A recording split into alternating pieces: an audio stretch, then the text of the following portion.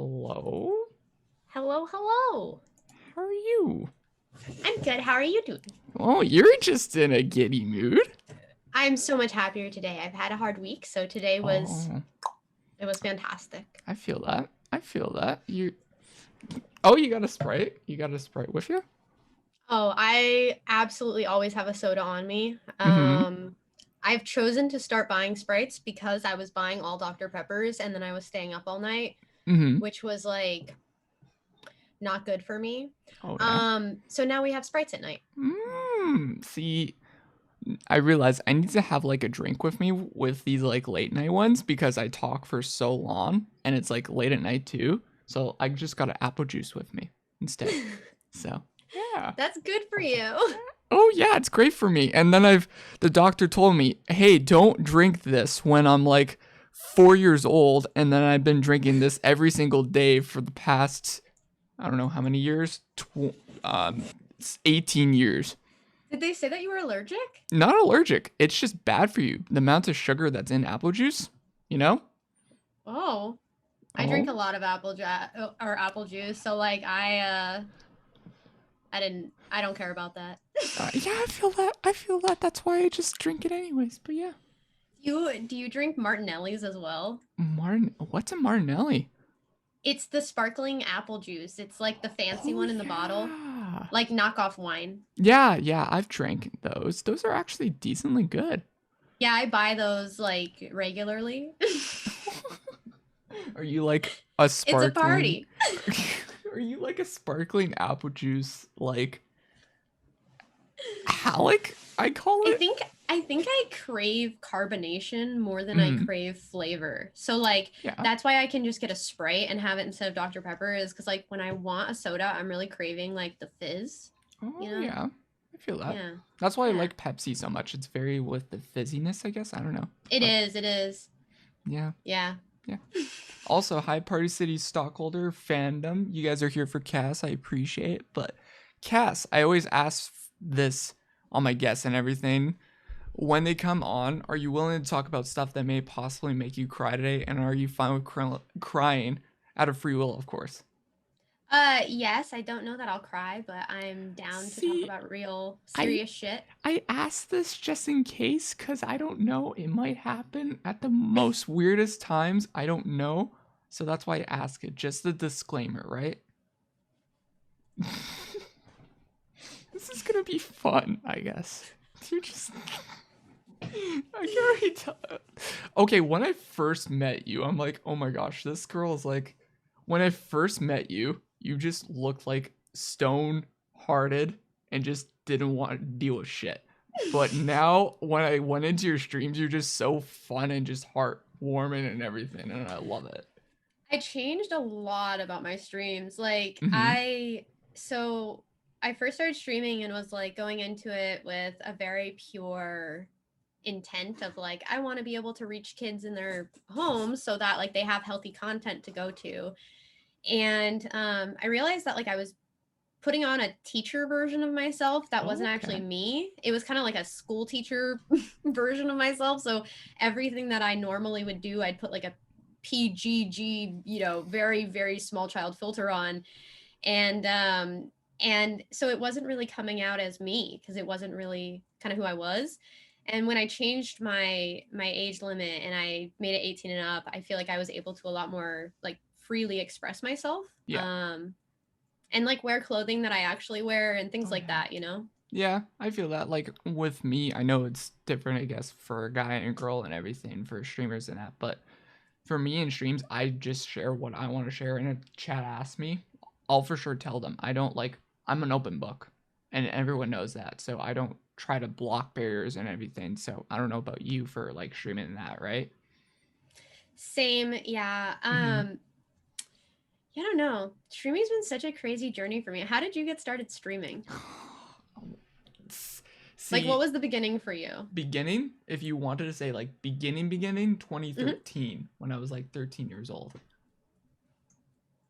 That's amazing. What were Yeah. you streaming? I was streaming, I think, Roller Coaster Tycoon back then. I loved Roller Coaster Yeah, it Tycoon. was such a fun game back when.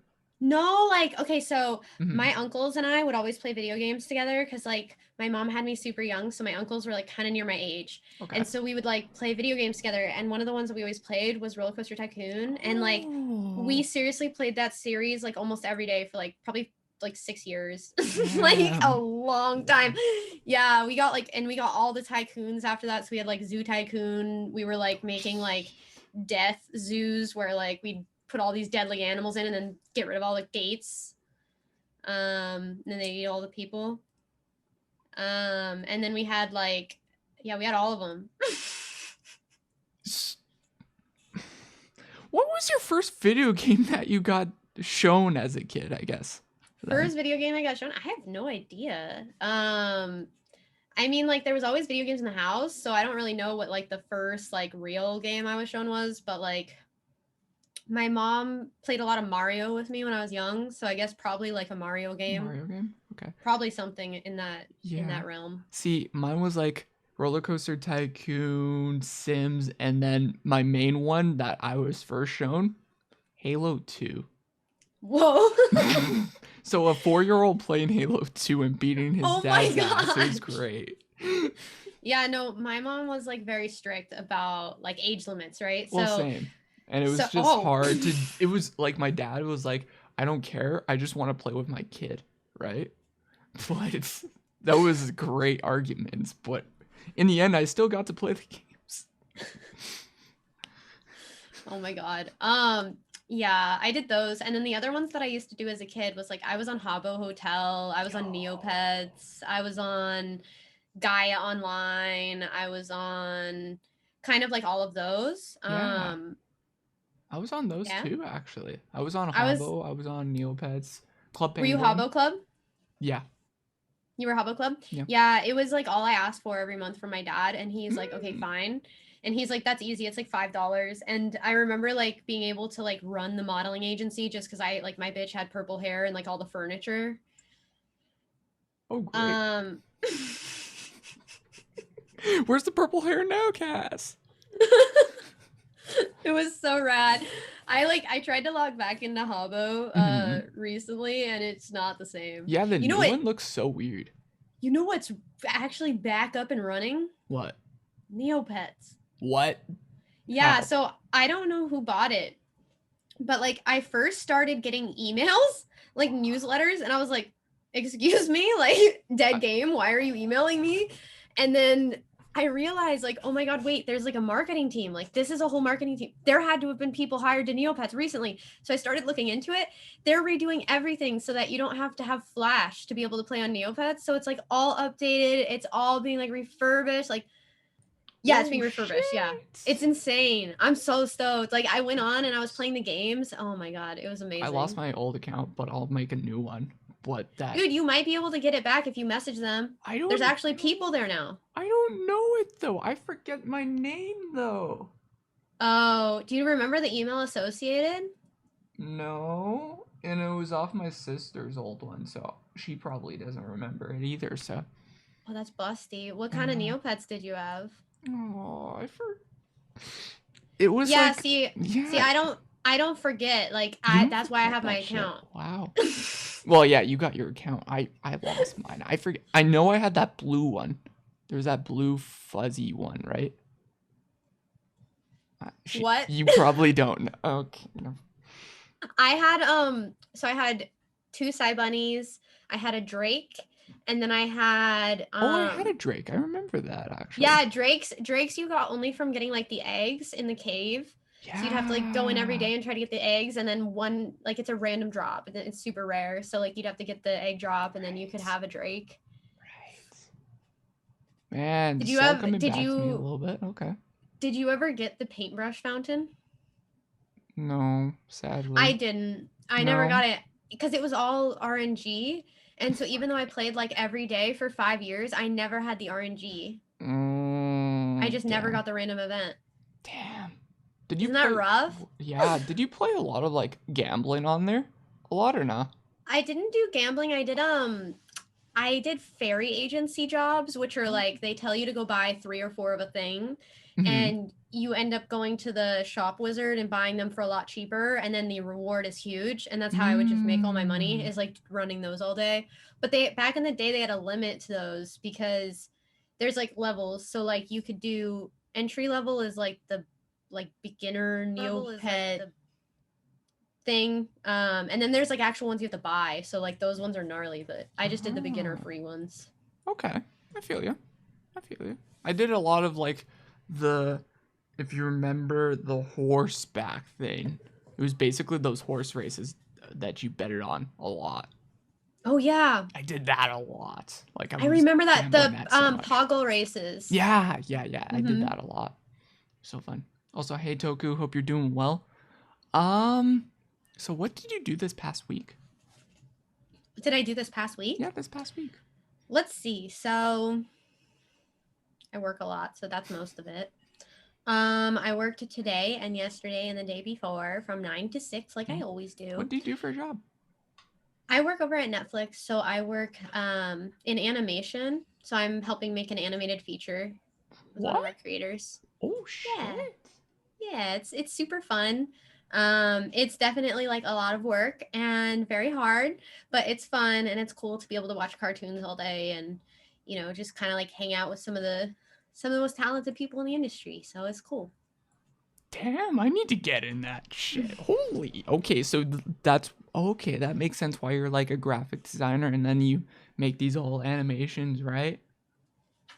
Okay. Yeah. So like what I do for Netflix is I am a production coordinator and the assistant to a producer and director. So essentially, I have like two job titles, but just one person. I do all of the assisting to them, like the highest up on the show. And then in addition to that, I also take care of our entire art department. So I'm in charge of like making sure they get all their assets in on time and putting it away in the right place and doing all of our shipments with vendor studios and talking to the animators and things like that. Oh, so you a real businesswoman here. Yeah, it's Damn. a lot of work. Yeah. That's why I don't have makeup on until, 20 minutes before I go to things. Jesus Christ, how do you function, girl? Dude, I just do it. You just keep going. And then you just show up, like that's most of it. I need to get in this industry, god damn it. Holy shit. Damn. Yeah, I so when I first got into it, I was an intern at Nickelodeon. So what I did was like I was going to school for computer science and I was working full time as a software engineer, and I had created my own like website company and a few other things in parallel with that while I was in college. And so I applied to Nickelodeon telling them like all that stuff and being like, dude, I'll do whatever job you guys have. I just like think it would be cool to work there. And they put me in an internship for the like digital operations department, which is essentially like managing all the databases for like all of the shows that are at Nickelodeon, which was cool because like I got to see like every part of the process, and I was in charge of putting away everything for those and making sure everything went in the right place and shit like that. Okay, you got to say, oh yeah, this show's at this prime time hour, right? It's more of like this show has 20,000 assets and where are they going to put them, and then creating a database for that. The fuck? So SpongeBob had like a database and shit and assets? Yeah, everybody has like every show has like a database of all of their assets that's like maintained by the coordinators on the show. And that is like constantly updated with artwork that's coming in from artists, coming in from animators, coming in from, like for example, I'm in meetings all day and my director will like hold up pictures and I have to screenshot them. And I have to do that before he puts his hand down. So like I have to get timing exactly correct and just being like, yeah. So I do a lot of that. It's just like, yo, I just do this. I'd handle with like, yo, taking pictures of assets. It's just the normal life, you know? Yeah. It's like I don't know. So when I worked on Bob's Burgers, I was an asset coordinator, and that was a lot cooler because like kind of what you're doing when you're an asset coordinator is you're like looking at the picture in front of you and then you're picking everything out as like a character or a prop or an environment or set dressing. So like for example, if I was to do that to your environment, you would be a character. Your chair would be a prop because you're actively using it, right? So like it's moving and your body is like interacting. So that makes it a prop. Your microphone would also be a prop because at some point you might touch it, it might move. Your bed and your blankets and your pillow would be set dressing because those aren't going to move. Like it's probably not going to do anything in the course of a normal stream. And then True. the stuff in your closet is also set dressing. It's probably also not going to move while you're on stream.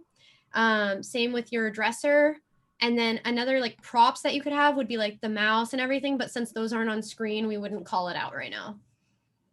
What the fuck? Holy And that's my shit. job, is to do all of that and then deconstruct it into its own assets in a database and then say, okay, we need an artist to do this. We need an artist to do that. Like we're going to need an artist to make the chair, and it has to be able to fit a character that his head goes just about an inch below the chair. And the specifics of the pose would be that the character is leaned over and has his arm up.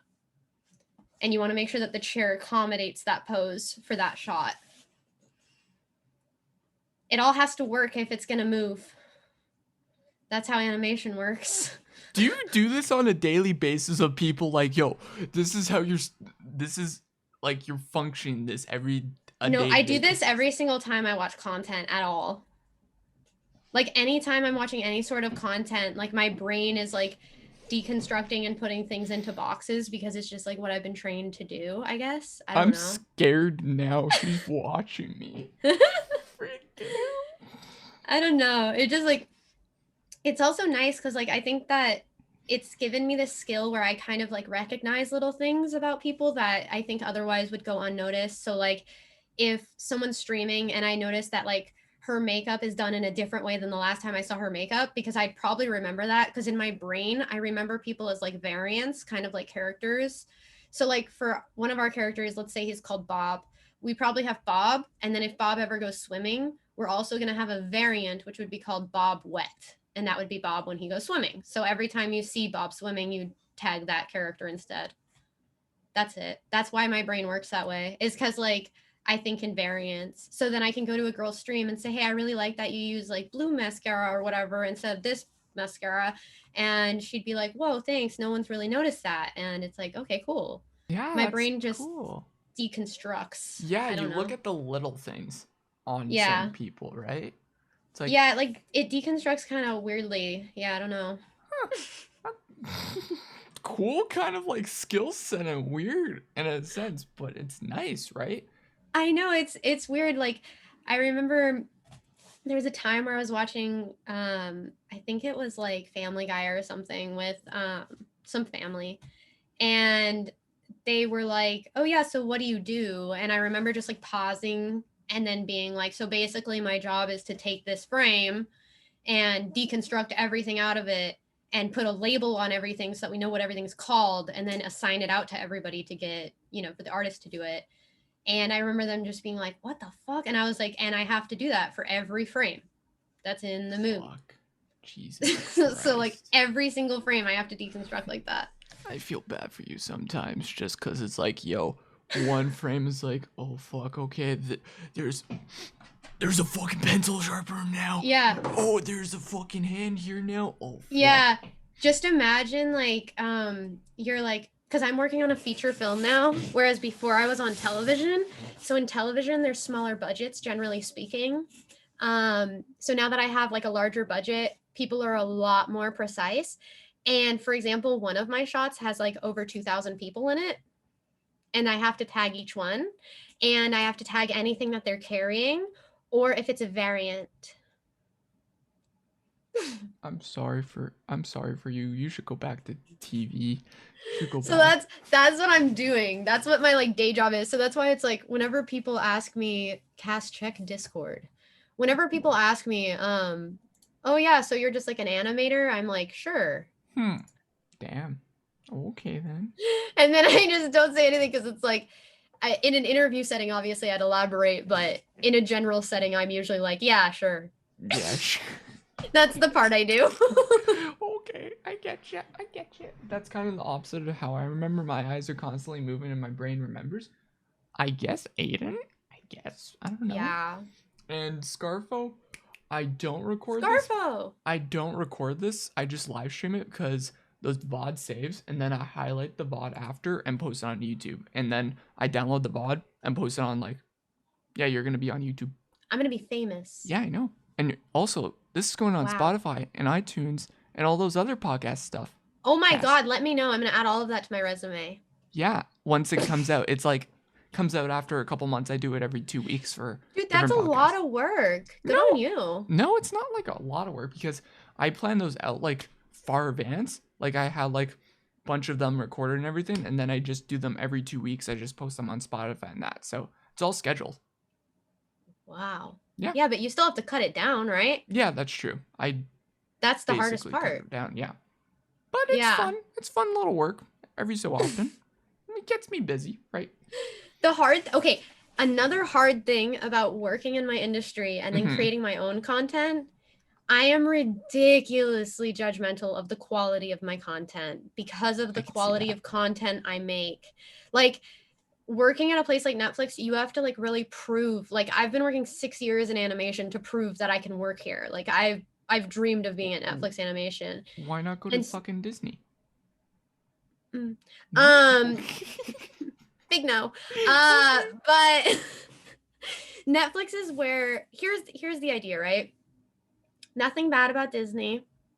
I'd go there if I didn't have a job and they offered me one. That's the truth. Okay, I get that. But the thing about Netflix is they give the creator all of the freedom. So whoever's creating the actual product gets to have all of the creative freedom. There's no like executive reviews. There's no like no one's coming in and telling you have to change anything. Unless it's like a legal thing, but that's like kind of it.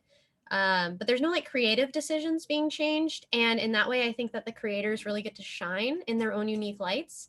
They also don't stick to a strict regimen on like which animation style that they put out. They put out every single type of animation. So no matter what kind of a creator you are, you can go work there. And it's fantastic because no matter what your style is, you're not going to be judged.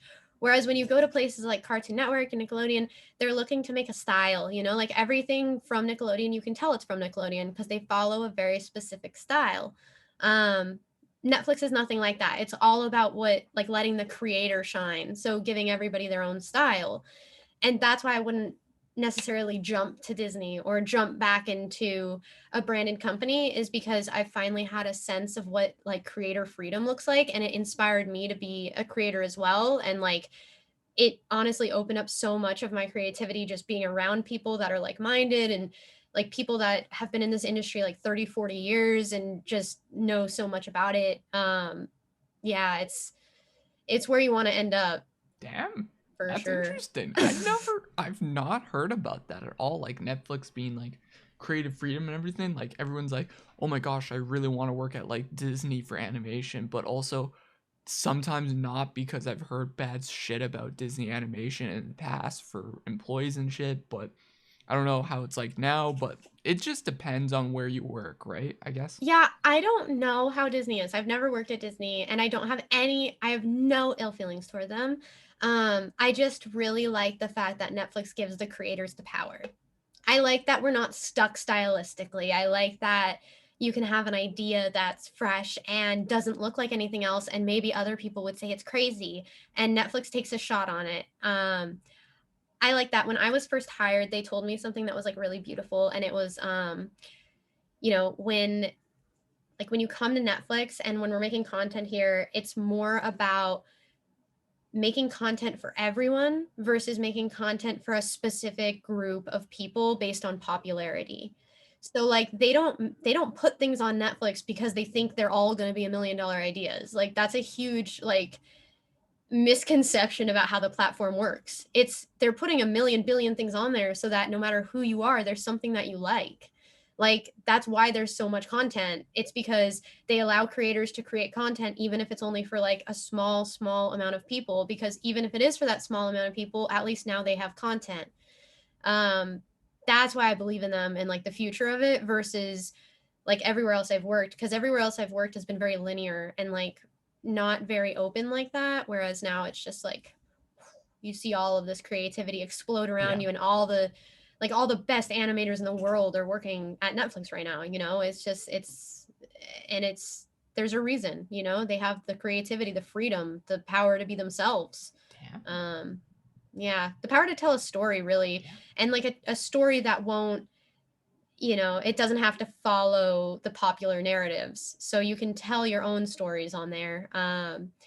Like DreamWorks and Disney and everywhere else, Nickelodeon, like all of those other companies, they do have a like an image that they're trying to put out, that they are, like they want to look a certain way, they want the media Right. to believe they are a certain way. Netflix doesn't have that because they release all types of all content.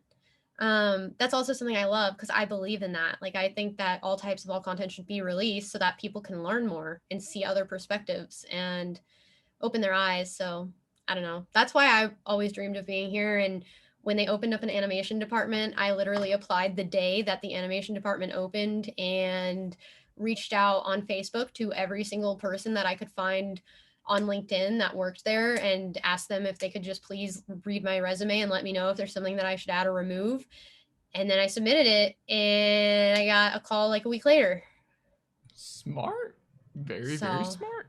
I did a lot of work for that. Like, I really wanted to be there because it was like I knew what it was like to be at other companies, and I was like, I really just want to be able to work for a creator that has full freedom to create their vision versus being held back by like what an executive thinks or what one person's opinion is. I might take your like idea and do that for something I'm working on, trying to get in radio on a specific radio station in my area, Oh and yeah, go for probably it. yeah, probably what I'm gonna do is Yeah. message people in that radio station, be like, "Yo, look, check out my resume. I just actually submitted today my resume Yeah. for it," and I'm like, That's what I did. I was like, how does this look? Instead of saying like, can you give me the job, or like, are there any openings? Because that is so much about like, it's so selfish, right? But if you have your resume and you're genuinely saying, I really want to work here, can you let me know what would help? Like, what do I need to go work on in the next 6 months? What should I work on adding to my resume so that next time I have a better opportunity? People love to give you that advice because they're like, wow, this person like isn't just asking me for a job tomorrow, they're asking me how to get the job in a year. "True." So it just shows that you're more serious than the average person that's like, this sounds cool. Like Sounds it cool. sets you apart. It shows that you really do want to learn about what it's like to work there Yeah. specifically. I will take that in consideration. Thank you, Cass. Yeah, that's a easy way in. Easy way. Okay. Yeah, yeah. We'll see about that if I get in, and then I'll be like, oh my gosh, tier 3 sub to Cass. Got it. You better. All that new money you'll be raking in. Yeah, it'll be a full time job. Oh yeah, I'll break my tier 3 sub to a girl on Twitch to you if I get the job. I will say that on here, and you can hold that to me. But I'm in. okay, why the name Cassilly? So one of my cats is named Cass, and one of them Mm-hmm. is named Illy. One of them is named Cass after Castiel from Supernatural. So have you watched Supernatural, the TV show? No, but I know of it. Yeah, Castiel's like the angel, and Mm, then Illy is named after Illidan Stormrage out of World of Warcraft. You may also know him as the Deceiver, and true. yeah, she's a really good cat, but she definitely deceives sometimes, and we're like, it's probably the name. Not gonna lie, probably sign up for this one. I love your cats when I watch them, and then you just play with them. They're just fun. They're a fun little bunch of cats. And I just love cats too, so it's just fun Me little too. thing. Yeah. I love it. I love it. So I want to show you something, okay? Pull Okay. up the stream, and this is what I have on here. Try to think back on your first ever stream, okay? What did you do, and what do you think it is? My first ever stream? Yeah, your first ever stream. I don't know. Well, your first ever stream was Team Fighting Tactics. I think it was way earlier than that. I think it was like 2016. No, never mind. I messed up. It might have been like November November 16th. 2016. I think that's it. Maybe. Let's see. That's why I don't remember. That makes sense. I think it's November 16th. It just won't pop up, but it's something. I don't know. Boom. It's something. Yeah, she started streaming. No one will ever know. No one will ever know. Okay, fine then. That content dies where it died. I'm checking right now. I don't believe you. There's a way. There's a way. Okay, this is not showing me. God damn it. Why is this not showing? I mean, this thing didn't really exist when I used to stream. True. Okay, it's not fucking showing. Okay. This tool fucking sucks. Okay, you streamed in 2016. What was the first stream that I streamed when I did come back from streaming, though? I'm curious. Was that the TFT one? I think it was the TFT one. That's what it showed.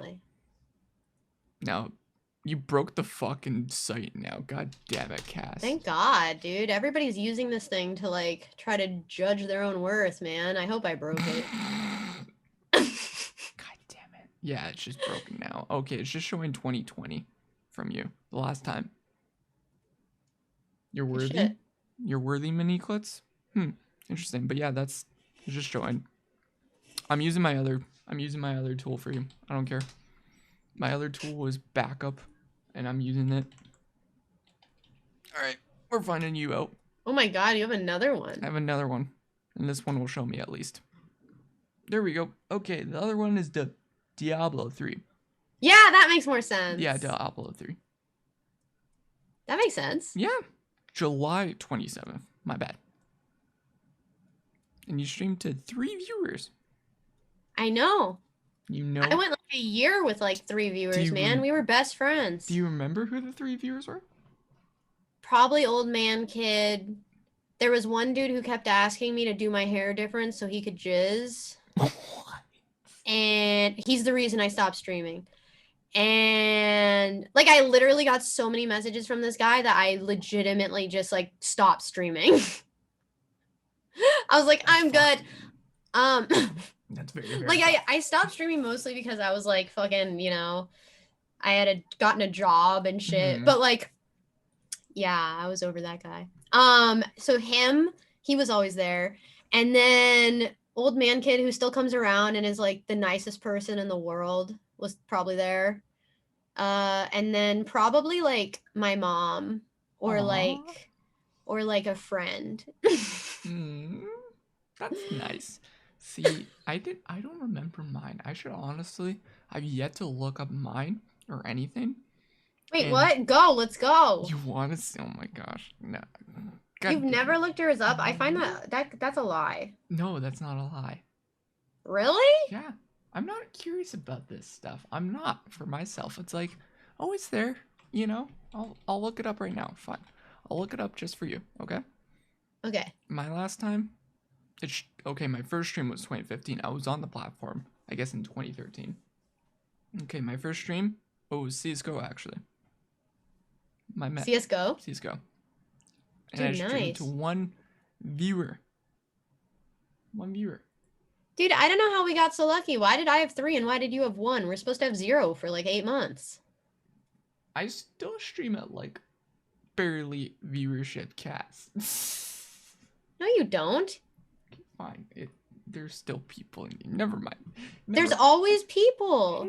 If there's people, then you're doing it right. It doesn't matter how many people. It does not matter how many people. It's the quality of the people, not the quantity. And I went a really long time with 3 to 4. And like that, I'm not kidding. Aiden is my best friend now. Yeah. Like, yeah, like I legitimately, he's my best friend. Like I went a really long time with no one there. I didn't know what I was doing. You know, it happens. But like, yeah, I met my best friends in that 3 to 4 viewer range. Damn. That's great. And like, I don't know, I wouldn't trade that time for anything because like, I don't know, I feel like I got to know people way better. Well, after I got in this just chatting community, I found the best people I've imagined with. I made so many friendships. I met you, honestly. I consider you a pretty cool friend, even though we barely talked. But I consider you a friend too. But yeah, but you cool. there's other cool streamers I met, even mini quits in chat I met a lot and everything. Yeah, there's so many people in this amazing community, and I cherish every single one that I've met so far, and I can't wait to meet more amazing friends and that. But yeah, this is honestly, the past year has been amazing going into this just chatting community for myself. But yeah. Okay, now I'm curious how long I streamed to like 0 people. Hold on, let's see. What's that website called? Sully Gnome. What? Sullly and Gnome. You know a gnome? Gnome? Oh, I found it. That was like, my brain did not take in any of that. Oh my god. Do you see why this is toxic? Like the first page you go to, it's like, XQC does 4 million hours watched. Like, of course he fucking does. Guy never gets off the internet. Like, are you serious? Like, I'm not gonna compare myself to this shit. Like, I don't know. Oh, what category is doing the best that I can curb my content? Like, I'm not doing... None of this makes me emotionally satisfied. Anyways, okay, so where's mine? Let's see. Silly. Oh, Fortnite's getting watched still, which makes me angry. See, this just made me angry. I should have shown you this, goddammit. I love it. Okay. My average views have gone, everything's gone down, which I love. That means that I'm doing well. You're doing well, that's good. But my follower rank has gone up. So while everything else has gone down, I'm gaining followers. Oh, that's the same thing for me. Like, I'm going like up, down every so often. But for me, followers is going up massively, actually. Okay. So, how do I see streams? Also, I love your shirt, by the way, today. Good shirt. Thank you. It's a misprint. It's a misprint? Yeah, the inside of the shirt is actually supposed to be on the outside. Oh. This is actually the inside of the shirt. It was misprinted and then the buttons were put on and I never complained because I actually like it more this way. Yeah, it does look good. Thank you, but it pops out your eyes, actually. It's like supposed to be this. Oh. You see how that makes more sense? I can see it, yeah. Have you thought about like getting the non-misprint? Nah. Nah. I like this shirt, man. It was like expensive too, so fuck it. Okay. Okay, fucking more. Denny. She cute. Is she into Chads? Fucking Denny. Am I into Chads? Are you God, into Chads? no.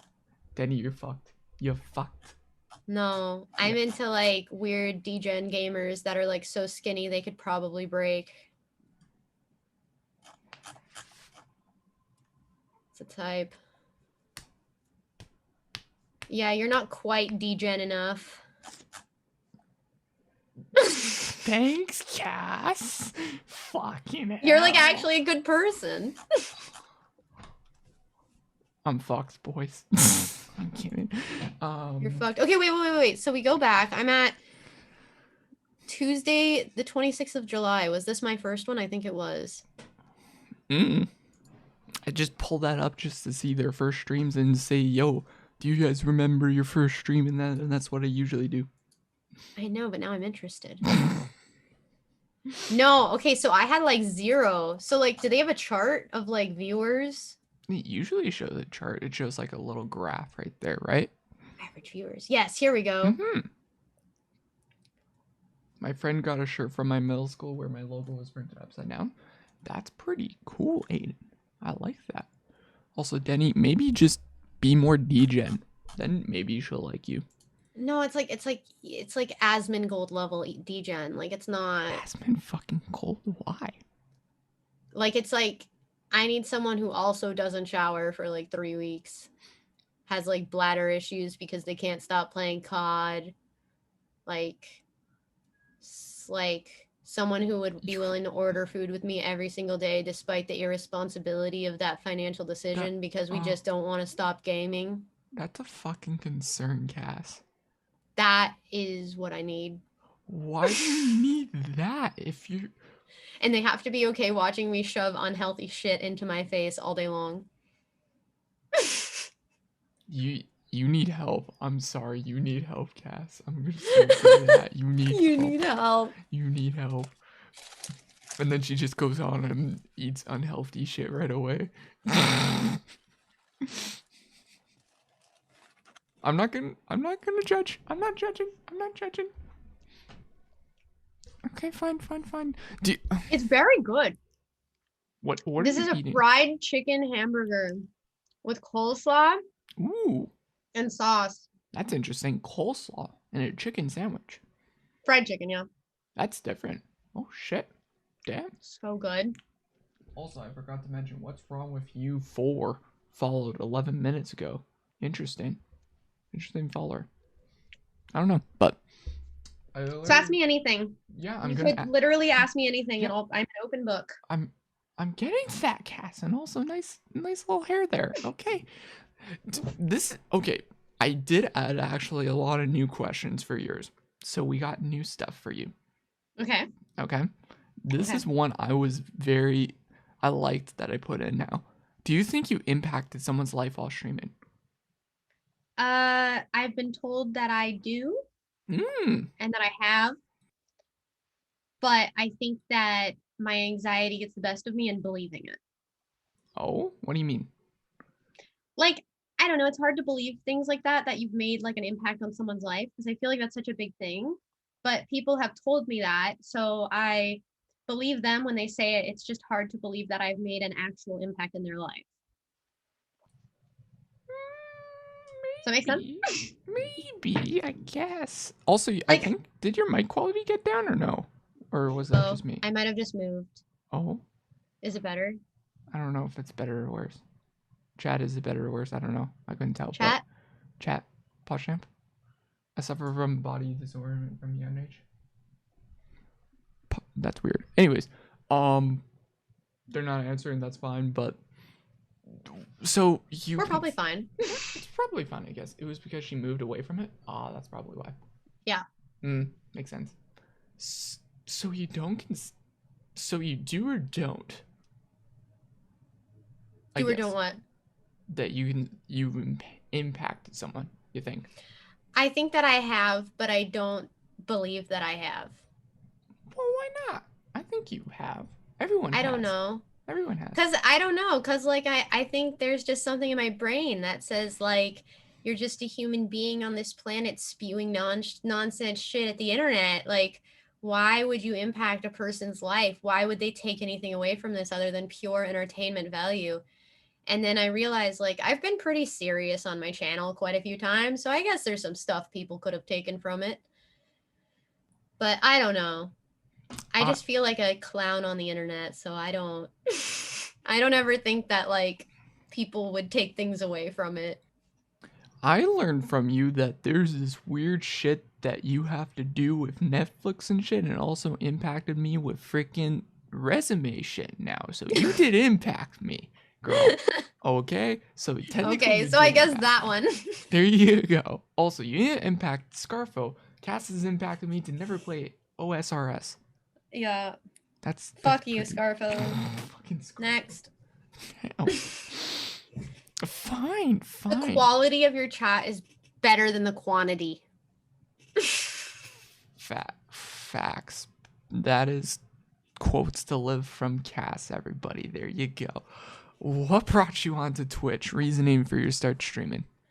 I got onto Twitch because I was in college and I was like, all I do is play video games. I never leave the house. Like, I'm a video game programmer. I don't know how to talk to anybody. I burp occasionally. Where do I go for that? That's Twitch. So that's your reasoning, just for the sake of some people are like, yo, this is the most life-changing experience ever. I did this.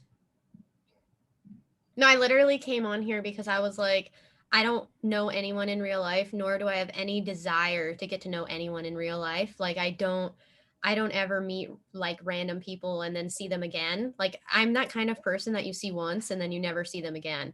Like, it just like, and it's not intentionally, it's because you'll never invite me back. Like, you know, I don't know. It's like a thing. And so anyways, your that being said, I came to the internet in search of those friends. the friends that wouldn't just bail on the second time, the friends that would stick around, the friends that you could actually keep around forever, the friends that, you know, I've heard about in stories and fairy tales, but never actually met in my real life. And I was like very quickly greeted. Well, not on my first time streaming, but like on my second time streaming, I was like immediately greeted with just like very loving people, an awesome community. Early on, I became like a really big fan of Mad Hatters. I don't know if you know who that is.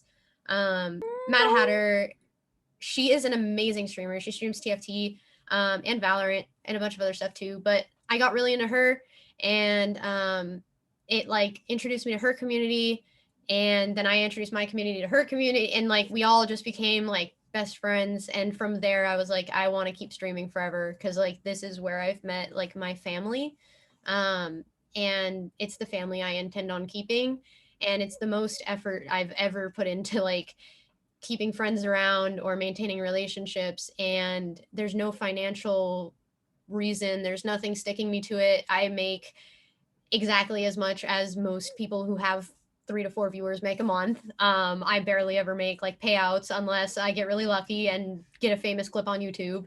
But I don't do it for any of those reasons. I do it because I knew that I couldn't find the type of friends, the quality of friends that I was looking for in my immediate surroundings. So I wanted to broaden the scope and find like my forever family. I love that. Like, I Yeah. like what Scarfo said. Just have fun on it, yo. Yeah, exactly. You're just Yeah. having fun on it. Like for me, I just went on the platform just because I wanted a place just to share my feelings, just share my expression out, share my Yeah. outgoingness on here because in real life I'm an introvert as frick.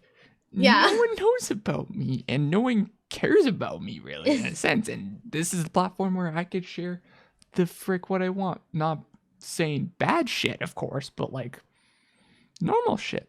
Like Normal day-to-day shit. I met a significant amount of people like in real life that would be friends with me because of like how I looked or how I acted or the family I came from. And there was a lot of that in my life, especially growing up.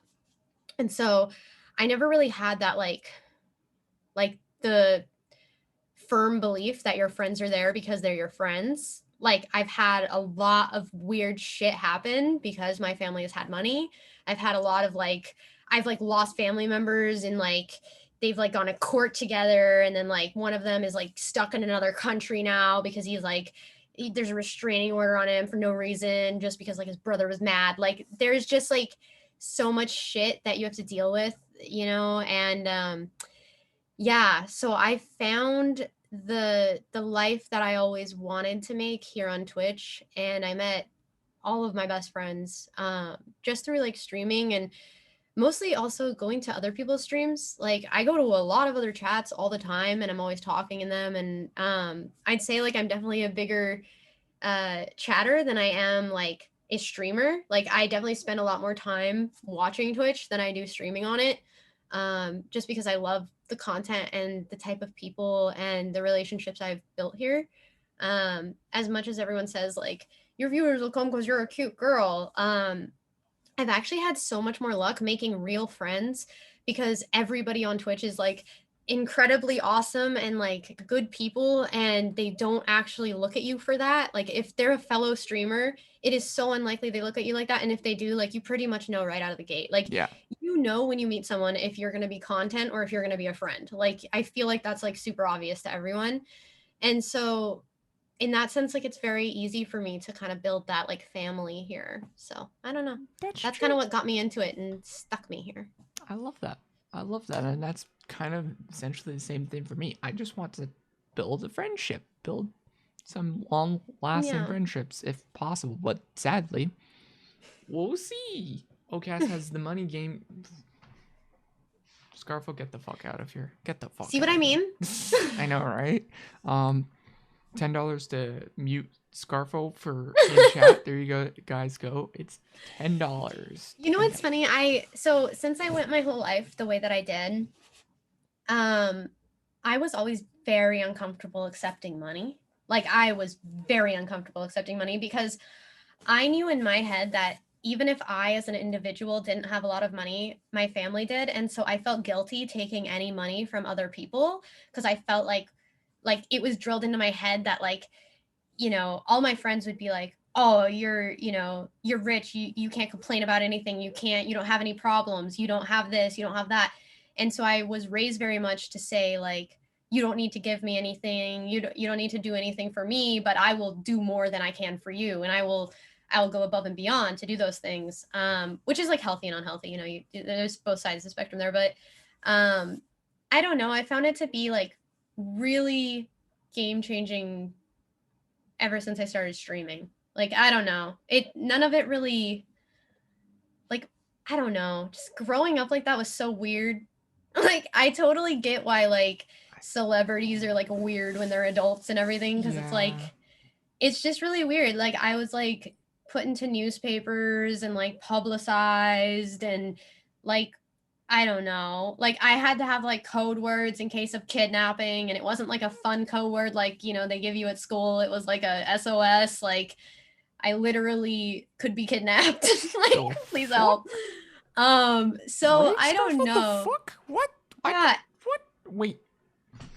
it's really weird. And so Backtrack a then minute.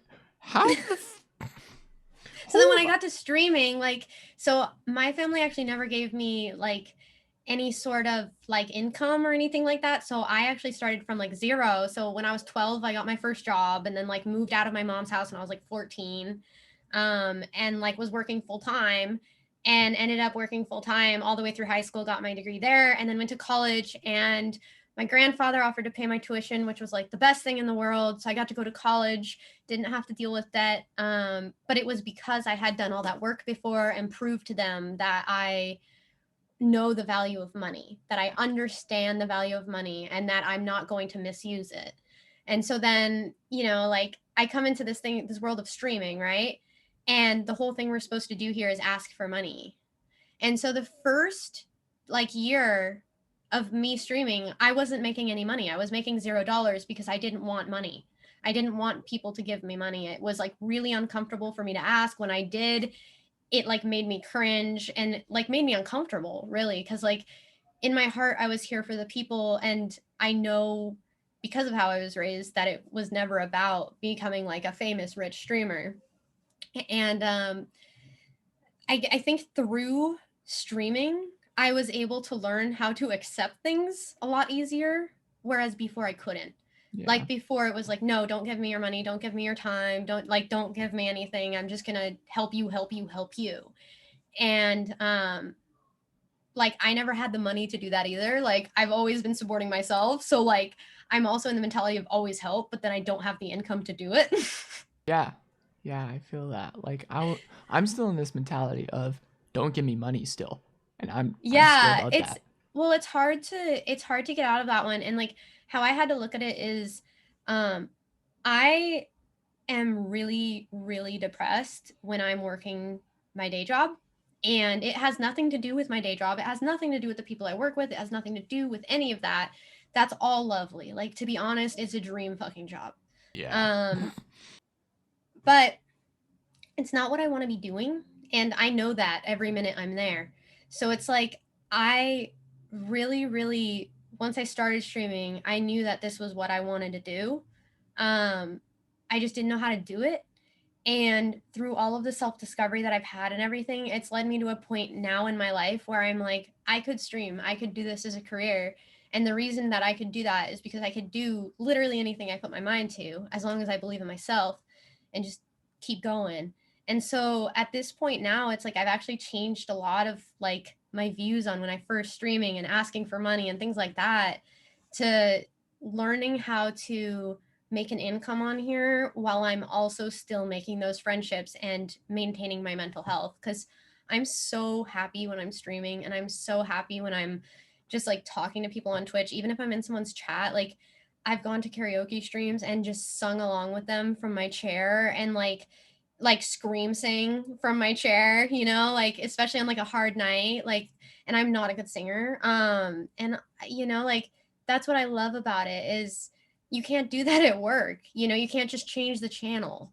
Like the thing I love about Twitch is like you get to be yourself, and if it's not working out, you change the channel. Yeah, that's I don't know. I love that analogy so much. Like this is what I say about my analogy with anybody that watches my stream or anyone that even just hates you or whatever in the internet. Yo, guys, if you're watching this right now, you don't give a shit about me. You don't give a shit about her. You should give a shit about her. But if you don't give a shit, there's the freaking little X button next to your little Chrome little tab, Microsoft tab. You could click that. You don't give a shit about us. We're just some pixelated thing on your computer right now. And you're looking at us, thinking about us, learning about us for some odd stupid reason. What about Firefox? There's still an X button, damn it. Yeah, you could just click off. Don't tell me what to do, internet man.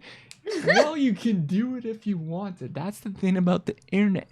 You want to experience, you want to learn, and that's what you're doing here. You're learning. I have to say, like, have you noticed that some people are like very good at silently supporting even if they're not so silent? Yeah, I guess there's a few. Scarfo's one of those. Really? That's why I was thinking about it. Because he's here supporting. He's like, he's fucking here, dude. He's talking in chat and he comes by my fucking stream all the time. Because and he's I'm just a supporter of you specifically. Yeah, because he's like, I don't learn know. about you. Well, not even that. Like, I think he's just like a true like friend. Like I feel like people that are really, really obvious about it, like are sometimes doing it for like attention or to climb up.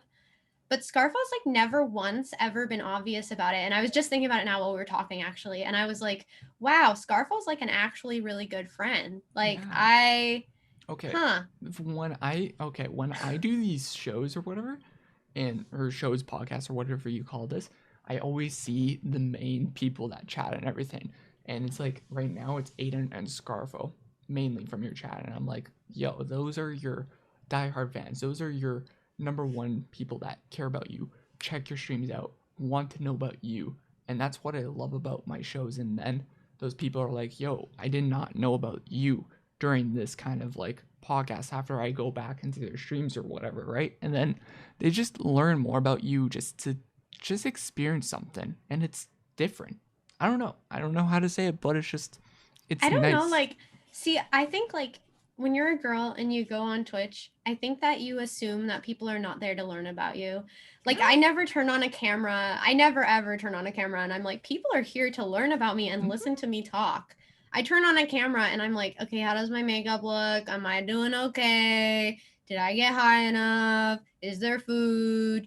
Do I have a drink? Okay. And then like that's it, you know? But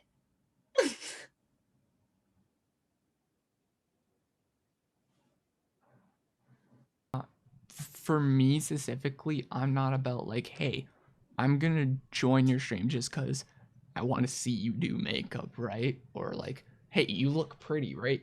Well, you kind of do, but still, I'm not gonna go about that. I'm gonna go about wanting to learn about you and get to become more of a friend with you, and that's what I want to do. I do think that's rare. I don't think that is common. So like that's why I turn on the camera with an expectation, is because then if like someone blows that expectation out of the, you know, water, I'm like, yay. And then I get excited and I make a friend. But I find that a lot more of the time, like the people that are here to support me are the people that I've just kind of like vibed the best with. Like people that like not even are, I would never call them fans. It's more of like my best friends that like just come around all the time. And because I go around, like I love going on Scarfo's. I mean, have you seen Scarfo's content? Yeah, it's wild when I watch his content. He's amazing. And so he does like board games and like fun shit like that. And he really just does it to have fun with people. And I actually like genuinely believe that he is like actually there to make friends and have fun and play a board game. And for that reason, I will go back every fucking week. Like, I think he's sick. I think he's real. I think he's genuine. And I think he's out to do the same thing I'm out to do. He also like has a full-time job and his career is what pays for his income. So I know that he's like definitely on here to just talk to people and hang out. So I don't know. That's But I just same. realized while we're sitting here, and I was like, wow, Scarfo's a real one. And Yeah. then Well, that's the same thing for me. Like I've just recently starting to more get with other people's like communities that are doing like game night stuff because I'm like, yo, I haven't done really that on like my community standpoint because my community is more like, hey, they just want to know about you. They want to know more about like the streamer and get to know them. Like I don't have like a set community, I'll say, but like they just for me, I just if someone wants to hang out, like I just hanged out with a crew last weekend just to play drinking games of Mario Party and everything. And I love that. I don't get to do that often because no one asks me to go do stuff on Twitch, but it's nice to just get out once in a while just to play with friends, you know, and just drink, have fun, laugh and everything. And that's what I love. And when you get to do that with a set kind of people on this platform, it's amazing. And Scarfo does that on a daily basis, and I love to watch that when like I'm busy working, of course. So I yeah, watch a lot of VODs and everything of that kind of like stuff. his content is so organic. Like it's really just us having fun and drawing dicks on a board game. Like there like and like the other thing too is like we all the entire time are just trying to piss off Scarfo and he just like is the best sport. Like he just like deals with it and like knows how to like tame the children and like put us back in place so that we can keep playing the game, you know? Like I don't know. Yeah. Good people, but that's the kind of person you want to find for your, you know, your Oh yeah. game nights. You want to Just find the people that you got the crazy people in the group, and then you've got the one like actual level-headed human being who can calm down the dick drawers. and I'm just the guy in the back, just like, oh yeah, pass the dick over here, you know? I'm just about that. I'm just random. I don't know. I'm the weird guy in the crew. That's what I'm usually for those game nights. But yeah. Um. Well, rise of fame. Your biggest thing to happen to you as a content creator. Biggest thing that happened to me as a content creator, Hmm. I said thank you, daddy, on the internet, and it got like 150,000 views on YouTube. God damn it, Now I have Nimbo. an emote for it. God damn it, Aiden, Nimbo. Aiden, spam it. There it is. I love you, Aiden. Fucking Nimbo. That's what I say. The guy fucking Nimbo. I love Nimbo, dude. Here's why I love Nimbo, okay? And I'm gonna say this while he's not here so that y'all know it's fucking real. Because other girls, they just be saying that shit when he shows up. I'm fucking saying this shit when he ain't here. He's actually a really good person. I like have actually talked with him probably like once every 1 to 2 days for the last like 3 weeks. Like he's actually so nice and genuinely like a real person, and his siblings are like similar in age difference to my siblings, so it's like we get each other and like I don't know. So on a real note, like he's actually a really good guy, which is why I think he gets away with like posting all those videos on YouTube. Did you know he did a face reveal to me and Jetty in Discord Eagle? God damn it. I did not hear about that. Fuck yeah, Wait, Denny. don't tell Nimbo I'm saying nice things, please. I don't need him to know. Cut that out. It's fine, it's fine. I say nice things to Nimbo on a daily basis. I clip for Nimbo, by the way. I know that, Denny. I already know that. I know about that. Yeah, Nimbo's a cool dude. I've talked to the guy off on like a Discord call here and there, and he's a cool dude that I've talked to. Nothing bad to say. It's just weird mechanisms that he does. I just still don't understand it, but it's cool. That's cool. I get it. I think like it's really weird. Like I almost think he's a better person than I think anyone knows. Like I think that when you crack the shell, he's actually just like very, I don't know. He's like very cool, like very normal, very like I don't know. Anyways, enough nice things about Nimbo. Now that I know fucking Danny knows Nimbo and you know Nimbo, I was trying to say something nice where nobody knew him. Cassie, I know shit in this fucking Twitch community. Do you think I would not know about fucking Nimbo? I didn't know about Nimbo until like my friend told me because I had just met Nixie like right before she got like Big? she went huge. Mm. And like we were really interested in being friends, and then she like went huge like a week later, And I was like, oh no, my friend. And then, but then I got her back, and now I Nice. talk to her every day. But Nixie told me about him, and was just like, this is my friend Nimbo. And I was like, oh cool. And then like, so then I didn't know he was on YouTube. Okay, I didn't know any of that shit. So then like later on I got asked to be on one of like on a random show from somebody, and then I was like, from Claw. Yeah, And Claw. I was like, I first of all, I didn't know who the fuck Claw was. Like I had no idea. So I got a You weren't random part of that. DM. Oh shit. Okay. I got a random DM. I've never been a part of any drama, and I will never be a part of any drama. And if you try to make me a part of any drama, I'll fucking kick your ass. But no, I know about all of it now. I confronted literally. I had people warning me. I had people messaging me in Discord, red flag, and I was like, okay. So I talked to Claude directly about all of it, and I just like asked him the truth and directly had a conversation with him instead of talking to everybody else. And that was good. We actually talked through it, and it was okay. I don't necessarily agree with everything he's done in the past, which he knows. And I told him if I was there at that time, I'd kick his fucking ass. But you don't give up on friends, and I do think he's a quality person. So Oh yeah, everyone has room to grow. Yeah, like I think that he's like actually trying to work on it, which is huge. And acknowledges what he did. But anyways, that's a whole nother thing. So he reaches out to me randomly in the DMs, and he's like, hey, I saw that you interviewed, I think it was like Shrimp or Zach. He's like, hey, I saw you interviewed this person. Would you want to come on a show? And I was like, sure. What show? And then I was like, I don't see anything on your channel. And then like I was really weirded out. I was like, who is this person just like messaging me with a blank profile and like no, like what is this? And then I asked like Claire, I think. I like went and saw Claire that week, and I was like, who do you know who this person is? And she's like, oh my God, yeah, you can answer. Like he's a normal person. And I was like, oh, okay. And then they asked me to be on the show, and I was like, sure, fine, whatever. Like my friend said that you guys are cool, so whatever. And I go on, and I was like, what's the link? And they were like, oh, it's the real Nimbo. And I immediately was like, oh, you don't even like produce content on your own channel? Like, this is so weird. Like, what's going on? And then I learned the whole thing. Yeah. God damn.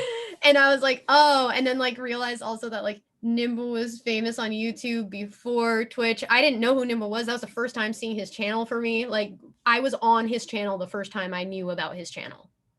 Right, that's where I was like, you technically. I was live like on his channel, and I remember just getting like meeting him and him being like, good to meet you. And I was like, sure, like guy with no camera, like this is so fucking weird. And then like just the whole situation was so weird. I didn't know anything going into that. That's funny. You know what? The funny part about that, I knew about you before with that Nimbo. I knew you before from Nimbo. And then I saw you on there. This was the funny part, okay? I only went on King of the Hill or whatever Nimbo's thing was just because you were on it. Why? Just because I wanted to interact with you, because that was my only time I've never interacted with you, Cass.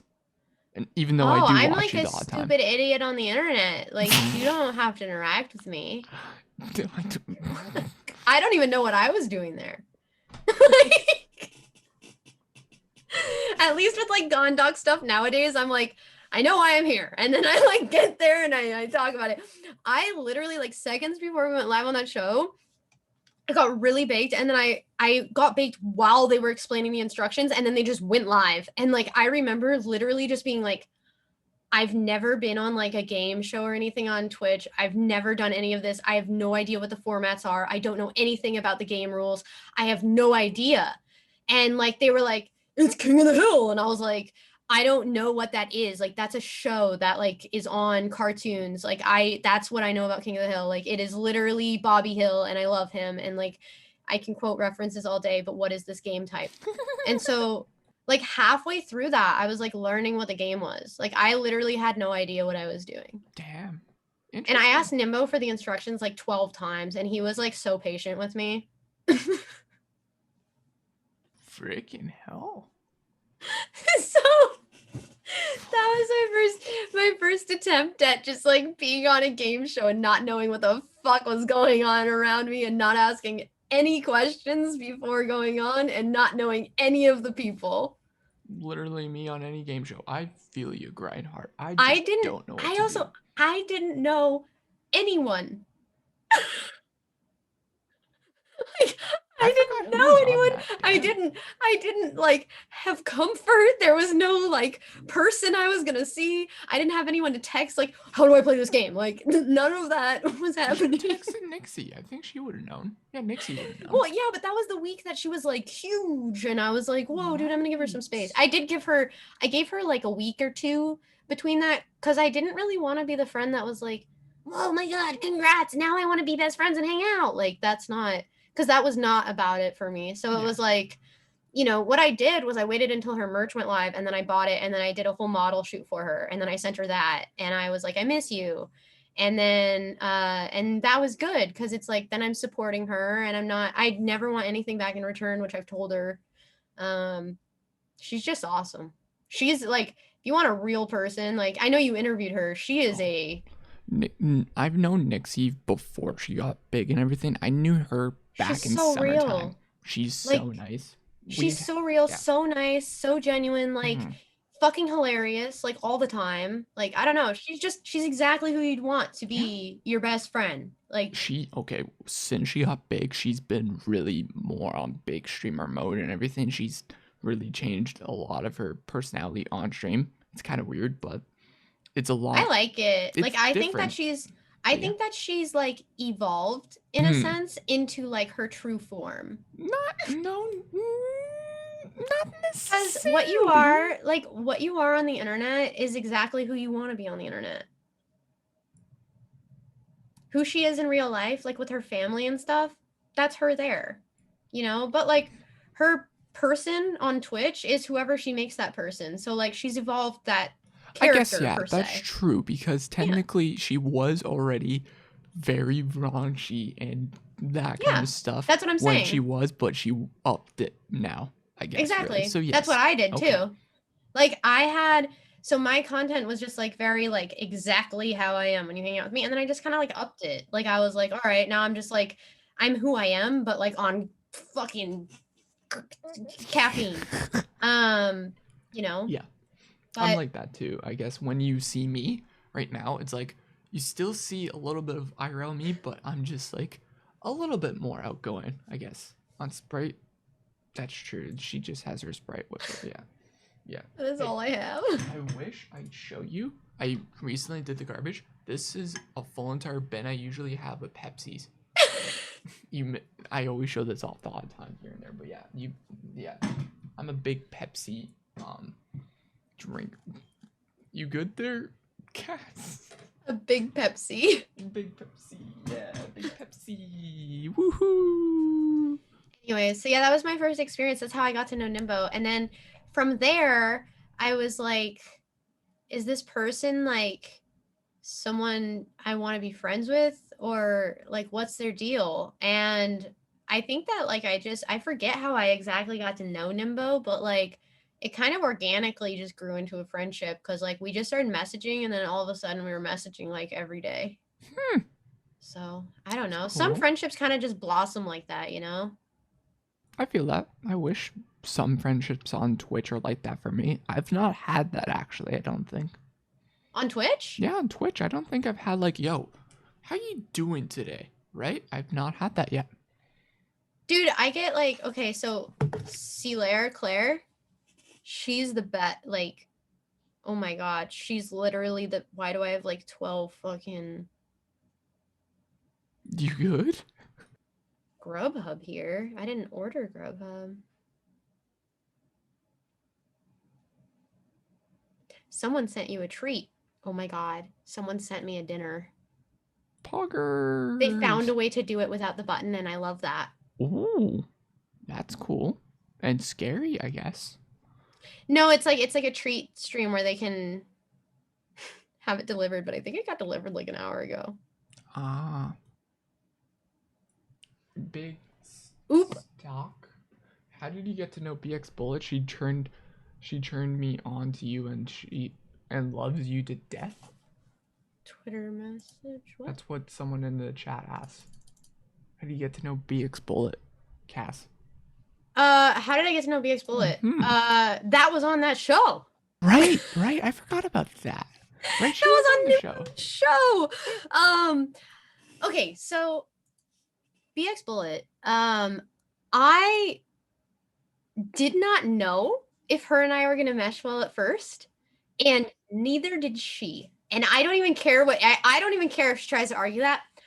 I'm from California and she's from Texas. Okay? Oh yeah. I'm from LA and she's from Texas. Oh And no. I have a lot of friends from Texas, but I don't have a lot of friends with guns from Texas. Okay? So I was like, I don't know how this is going to go. But what I did know was, holy fuck, I have so much respect for this girl. Like, I started watching her streams and I was open-minded to like everything, and I realized like her and I actually have very similar views on like 90% of shit. It just like I've never known how to really like communicate it correctly, and she's super educated and really fucking awesome and like has been very inspiring to me. So that's kind of what made me cling to her as like one of the new people I want to be friends with in my life. Is I was just like every single time that I'm around her, I'm very like inspired. I'm very motivated, and she just makes me feel like I'm badass. Like I don't know. Yeah, Does it make BX Bullets sense? is I could see that because Every time yeah, she with the talks to guns and me, everything, I yeah. feel badass. Like I just I don't know. And it's like she just her aura just like makes you feel confident. And that's like really rare with friends. Rare. So I don't know. I feel you. Well, it's hard to feel like fully confident in who you are, especially around someone who you initially thought would have very different views than you. Yes. Especially since like one of the first times I met her, and I don't even think she'd remember this, but one of the first times I ever met her, she said something along the lines of like, Californians, please stay in California. We don't want you. We don't like you. We don't want you here. And I like, she didn't know I was from California, but I was like on the call. And I was just like, oh my God, she hates me. Like, she is never going to like me. Like, I am not what she's looking for. And then like just talking to her, she's like so smart and so open-minded, and everything she says is like based on factual evidence and not just like an emotional impulse, and she knows how to like articulately communicate things and really show the strength that I think that women are capable of but sometimes don't always put forward. Very And true. I don't know. I just like, why would you not want to immediately be friends with that person? Like, it just immediately made me like, wow, I like have the most respect for you in the world, Yeah. Like you know? I'm a mod actually in her chat. And I've known You her. are? Yeah, I've known that chick for who knows how long, summertime. Because I didn't even know that, but like, Mhm. that is probably a really interesting chat to have to moderate. I know, right? I was helping her with her shows back in summertime, and she's like, "Okay, here's mod and everything." So yeah, she's cool. I love her. I pop in her stream here and there, help She's her out. like, Hmm. she's so easy to love. Oh Like yeah. as soon as you go to her stream and you just listen to her, like even if she's like sitting there shitting on something that you so vehemently disagree with, like if she's like sitting there and just like going on one of her rants, um, it's like no matter what the rant is about, like there's just education in it. There's like real factual evidence in it. There's ways she knows how to back her up. She knows how to communicate. Like I don't know. It's just different than anyone else who's talking about that stuff on Twitch. Like Yeah. I think she's legitimately one of a kind in that sense. Oh yeah, definitely, very, for sure. I love BX Bullet, and she knows her ways with the guns that I know. She's wonderful. I know, I just want to go shooting with her. I'm waiting for fucking COVID Yeah, to stop COVID. happening. I'm supposed to go to California. I was supposed to go for my 21st birthday. And look at where we're No, at. did you turn 21 during COVID? Mm-hmm. That's the I worst. know. Well, I could drink in Canada, right?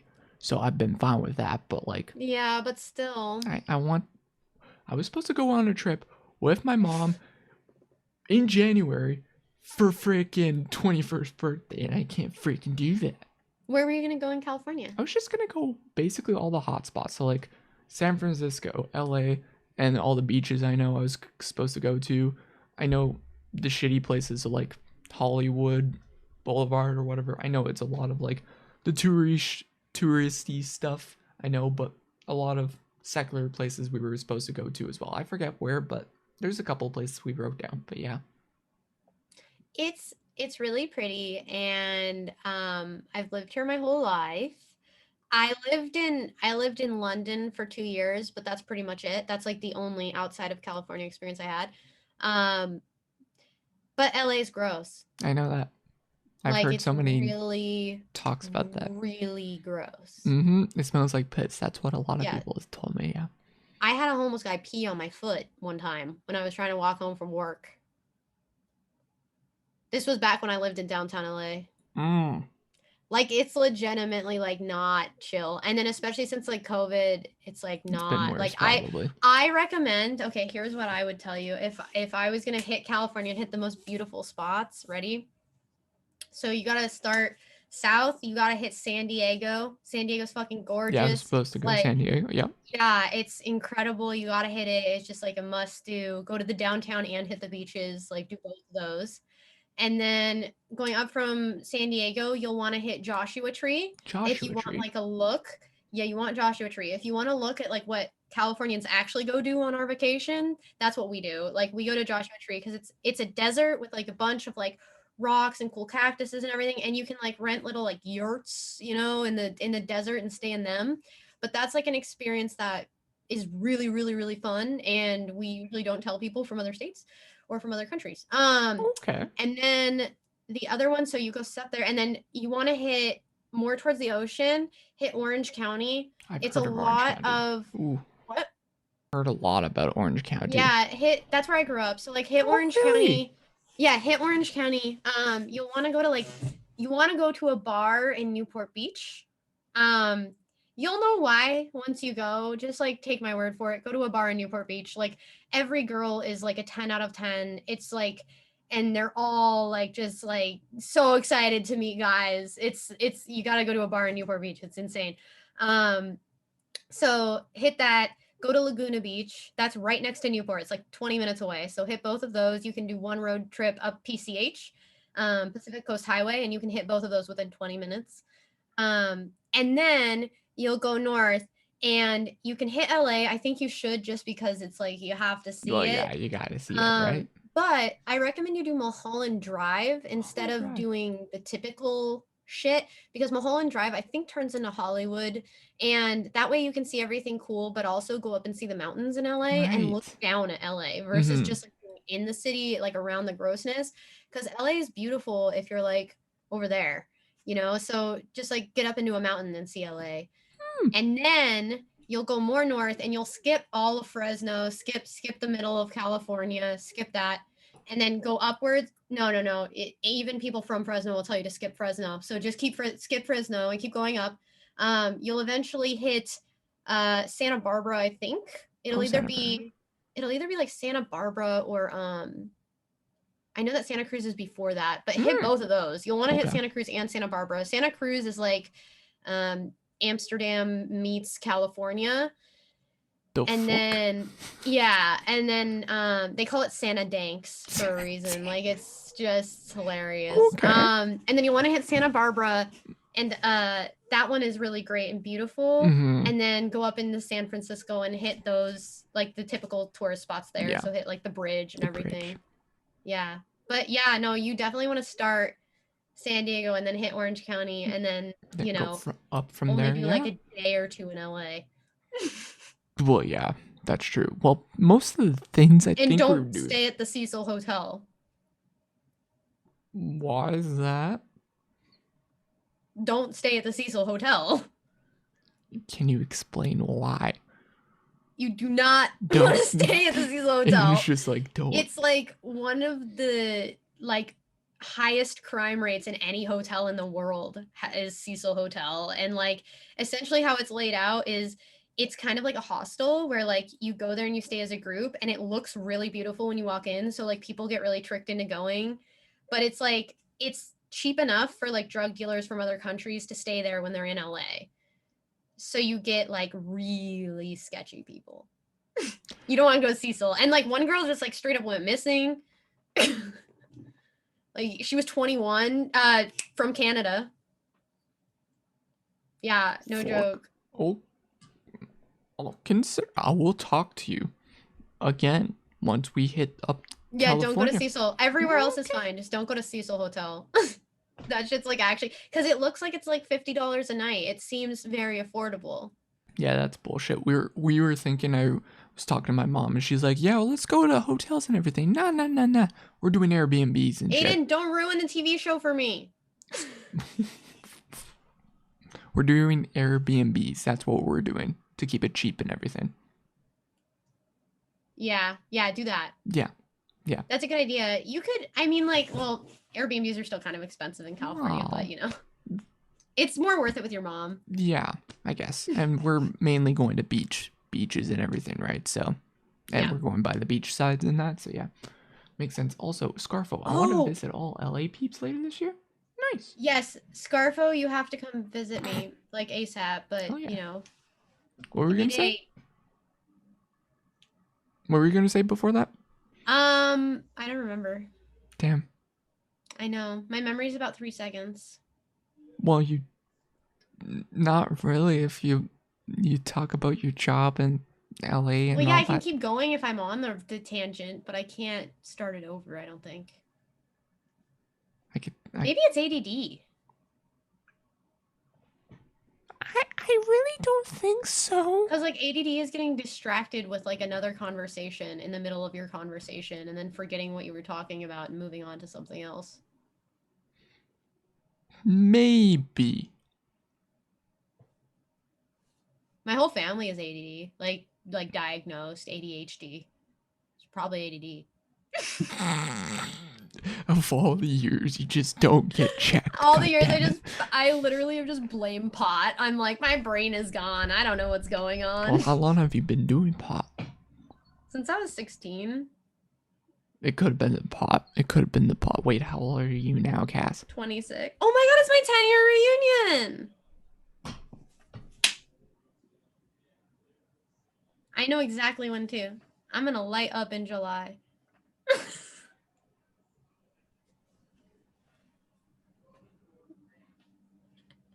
Thank you for letting me notice that.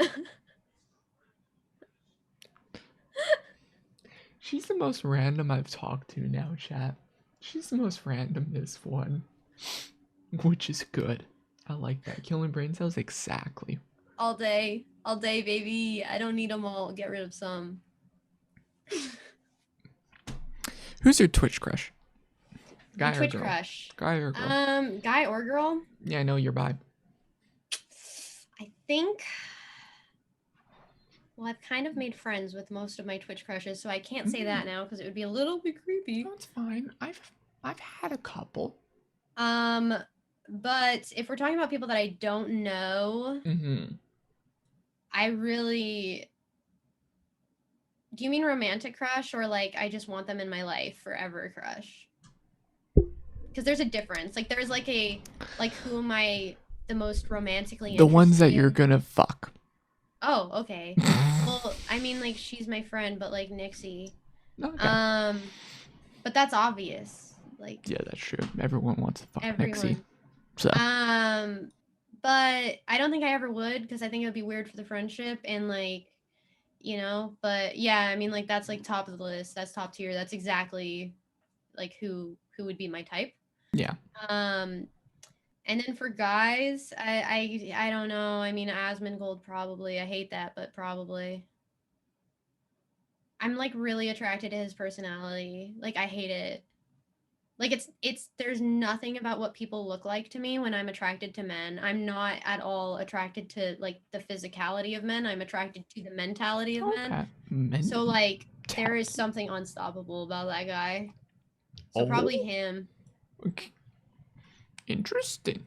Very interesting. Yeah, girls, it's like a mixture of both. It's like exactly 50-50. So it's like at first I'm like, whoa, she's so pretty. And then it's like, but is she chill?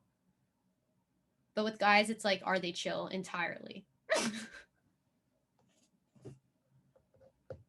I don't know. Every guy I've ever dated, none of them look the same. None of them are from the same background. Like, I don't think I've dated people from the same race twice. Like, I don't. You're so a just kind of like flopper. I've dated tons of different like people, and so for guys in that sense, it's definitely like who can I like game the hardest with, who can be my best friend, who can like, I don't know, Damn. like who understands the lifestyle, and that's what I'm looking for Who more. understands the lifestyle of Cass? The gamer lifestyle. Just date a fucking gamer. There you go. Yeah. That's So what that, you do. and they also, I guess, like maybe not even as mingle, because I guess they'd have to smoke pot, and he doesn't really smoke pot. Mm-hmm. So I guess that wouldn't even really count him in. But I don't really know anyone on Twitch that's a guy that smokes pot that I'm like sexually attracted to. There's a few I could tell you, but I don't know if you'd be sexually attracted I just to. don't know any of that. Like, I need to show you the Woggles group. Yas TV crew. yeah, I don't know what that is, but Yeah, I need to show her that chat. They're the D-gens of Twitch. the Yeah, D-gens. the D-gens. Oh, you know what? No, I changed my answer. I do have a guy crush on Twitch. Who? Can't say. But I do have a guy crush on Twitch. That's good. But it's real, so I can't real. say it. That's what I'll say. Sure. No, it's like Sure. 100% real. Like I Hey, can't say Tony? his name. Hey, Tony? What do you mean, hey, Tony? Who say Tony? That's what Big Knack says. Oh, I'm I mean, confused. you guys could guess all day. I'm not gonna tell you, Damn. Okay. but I'll tell you Nixie because that one's easy. Yeah, that's true. Okay, I want to show you something. Okay, I'm looking at the chat. Okay, not the chat, the stream. Yes. Okay. So what we have now is our little Google segment behind this tweet, Instagram, Google search, Twitch clip. But before that, I did this thing. I found this out recently. I forget this actress's name. Okay. You look specifically like her. Okay. I'm putting this on the screen. I compared you to. Whoa. Do you know who this is? I've seen her before. Do you think you two look alike? Kind of. I think you do. The only thing I consider you two don't is just the nose. Yeah, WandaVision. Miss WandaVision. Oh. Oh? I don't know. Mm, Maybe. maybe? I see it. I don't know think it's about you, hard Jack. for people to see pictures of themselves and think that it looks like someone else. I guess. Like, there's a few. Because she, like, to me, she looks like significantly more beautiful. So then it's like, no, like, she's like next level. I'm like medium level. And then, so like, I don't know. Like, I don't know. I don't see a difference here. I don't. I really don't. The only thing would be more makeup, but that's it. That's it. I don't know. That's just me. But yeah, I see. Like, for me, when I have, like, I think I've seen, like, a few of my, like, doppelgangers, if you will. And to me, they just don't look like me, I think. But they do, I guess, to other people, right? So that's probably, like, for you, you don't see it, but other people do. Yeah, probably. Yeah.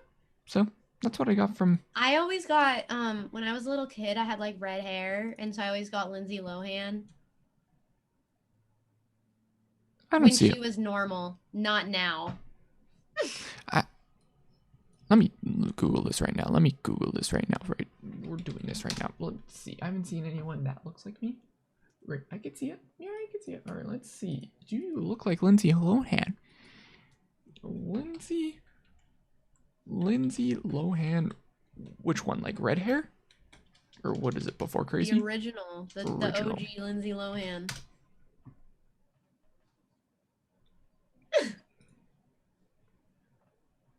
Yeah.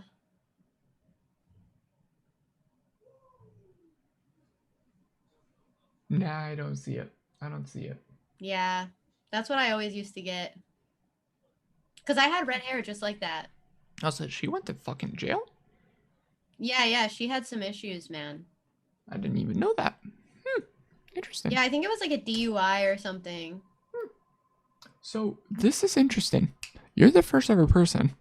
If you search up Cassilly on images, you get different, like, kind of like structures Oh and God, stuff. I've never looked myself. Oh, there we go. There we go. Yeah, this is right. This is exactly. So what it's trying to be you looking at. can't search your name. This up is Bob Cassilly. unless you search up Twitch Cassilly. This is Bob. Yeah.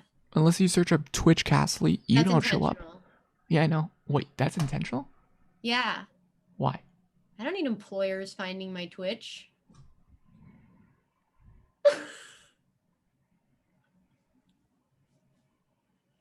Motherfucker. Like, Cassilly is like, no one's gonna find that shit. But then you put in Cassilly Twitch, you know exactly what you're looking for. Well, it's the same thing. If I put fucking eagle out right now on fucking images, you're not gonna find me. You're just gonna find the fucking bird, right? Yeah. The same thing with me if you wanted to say that, but I don't do that. Yeah, I mean, like, I think that eventually at a certain point through being on the internet and streaming, your name will eventually grow more popular over Bob Cassilly, but I'm hoping that I finish this movie before that happens. What do you mean? Like, I'm hoping that I can not have an employer by the time that I would gain any traction like that. All right, let me show you something. This is about like a couple scrolls. You're already popping up. Oh yeah, but that looks nothing like me when I'm at work. Think about it.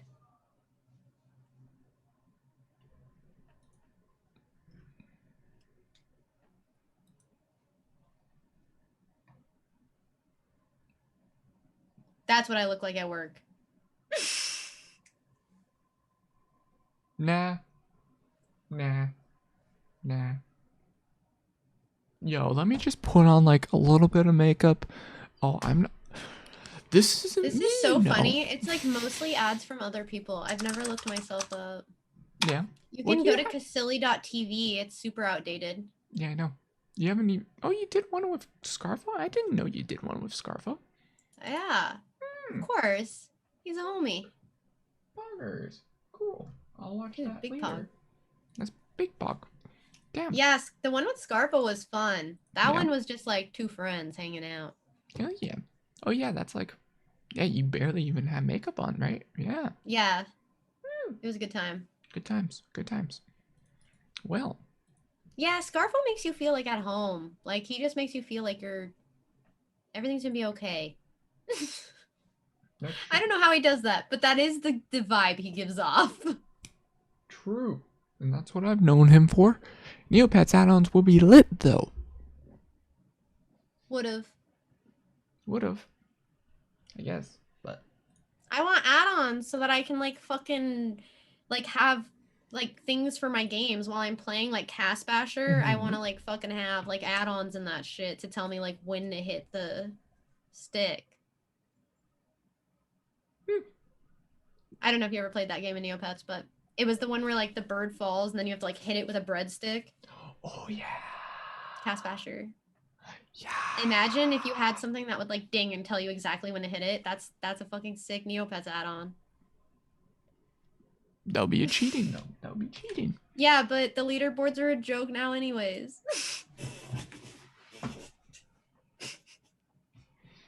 We're going to the fucking next week. That's what I'm saying to you. 2020 goals. Get more spatialists in TFT. Spatulas. Okay. Do you want me to explain it? Do I look like an English major to you, Cass? No. I'm not fucking Ludwig here, but okay. Yes, please explain to me what this tweet is. Teamfight Tactics. I know Teamfight Tactics. Yeah, so I just wanted to get more spatulas, which is the item that you can get if you double them up back at the time that this tweet was made. The spatula would allow you to add an additional character to the board. Did you get some? Probably. I mean, I stopped playing the game in 2020, so I probably succeeded with all of my goals and then quit the game forever. That's good. I quit a lot of games in 2020, so I feel you. You have a notification. You're one of those fucking people. You're one of those fucking You gonna click people. it or? she's one of those people, chat. I am considering ending this now if she's one of those fucking people. Oh my fucking god. I'm sorry, but just to spite you during this whole entire fucking thing, I'm not gonna click it.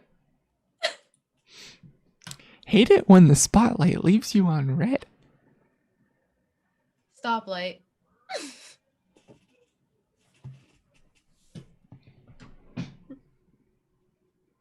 You're fucking OCD. You have fucking OCD. The joke makes sense if you read it again with the right word. Hate it when the stoplight leaves you on red. Stoplight.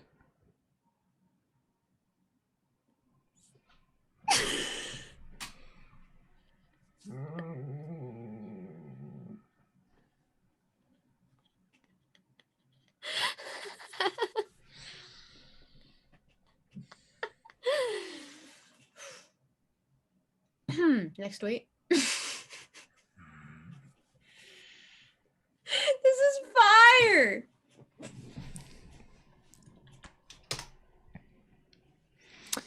Frosted mini wheats. Do you have a problem with them? No. I just want to know the context in fucking 2016.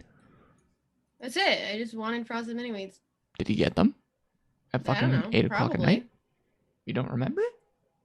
Dude, I was stoned as fuck when I made that tweet for sure. 8 o'clock at night, tweeting frosted mini wheats. I think that's enough of a story. Guess. I don't know. I'm not. Aiden's dying. Yeah, I'm fucking dying. Well, that's good. I haven't gone through my old tweets in a long time. You should. Just for Let's this go. fucking context. Yeah, you should. Horsing around. Because there's horses.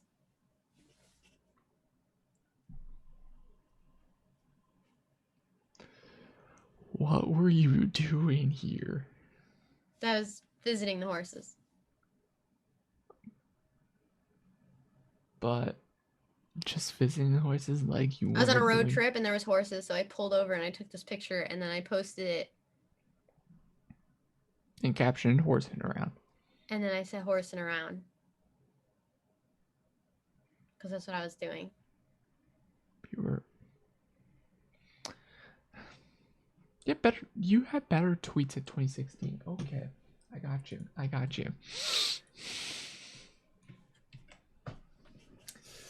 What does she fucking tweet now, chat? Let's see what she fucking tweets today. Oh, It's what all did she I'm fucking tweet live. today? This, is that, all and the this other thing. live. Find me at this channel. This, that, and the other thing. Go back to fucking 2016 tweets. I'm sorry, Cass. Go back to 2016 tweets. Go with that fucking comedy. Hi, my name is Cassilly, and I have fast food addiction. I think I was watching Aspen Gold when I made this tweet.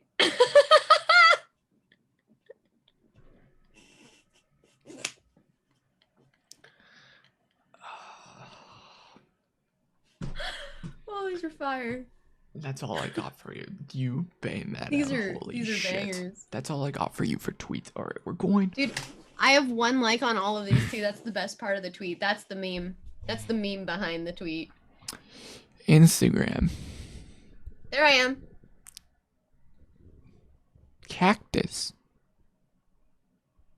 I was in the desert. There's a lot of those over there. Good picture. When it comes to Instagram, I think it's easier to just put a picture. Yeah. What are you gonna fucking do? Oh, I'm gonna take a picture of fucking black and post my fucking life's testimony on fucking Instagram. Yeah, mine isn't really built for that. You just black it out, then you do it.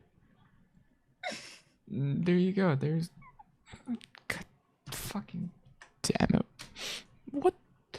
Look at what I'm fucking dealing with here, chat. This is actually a cool picture. I like this picture a lot. It's very photogenic and I like it a lot. And I was like naked. We I don't never talk go about that. out. We don't talk about that. I never go out in my bra, but I was at the Grand Canyon, and Mhm. you better bet I took my top off. I fucking took my top off despite how many cameras were around me, and I was like, let them breathe, and like fucking looked out at the Grand Canyon Did you as legit my let them out? domain. Did you I legit assume just that let them like, out? so for women, like I think that letting like your tits out like somewhere in public is the same as like a guy peeing on something. It's like, this is mine now. No. I own this place. No. I am the queen. So that's what this picture was. I was being the queen of the Grand Canyon. You ruined this fucking picture now to me. You fucking let your fucking tits out to the fucking world. I'm like, I'm the fucking queen.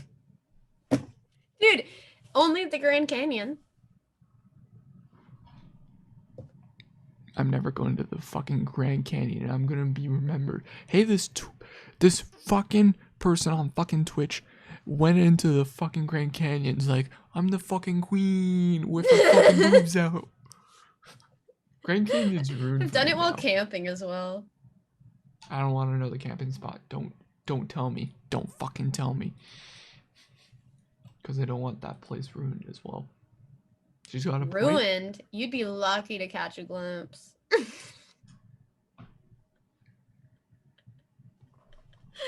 Come on. That wouldn't be ruined. It'd be renewed.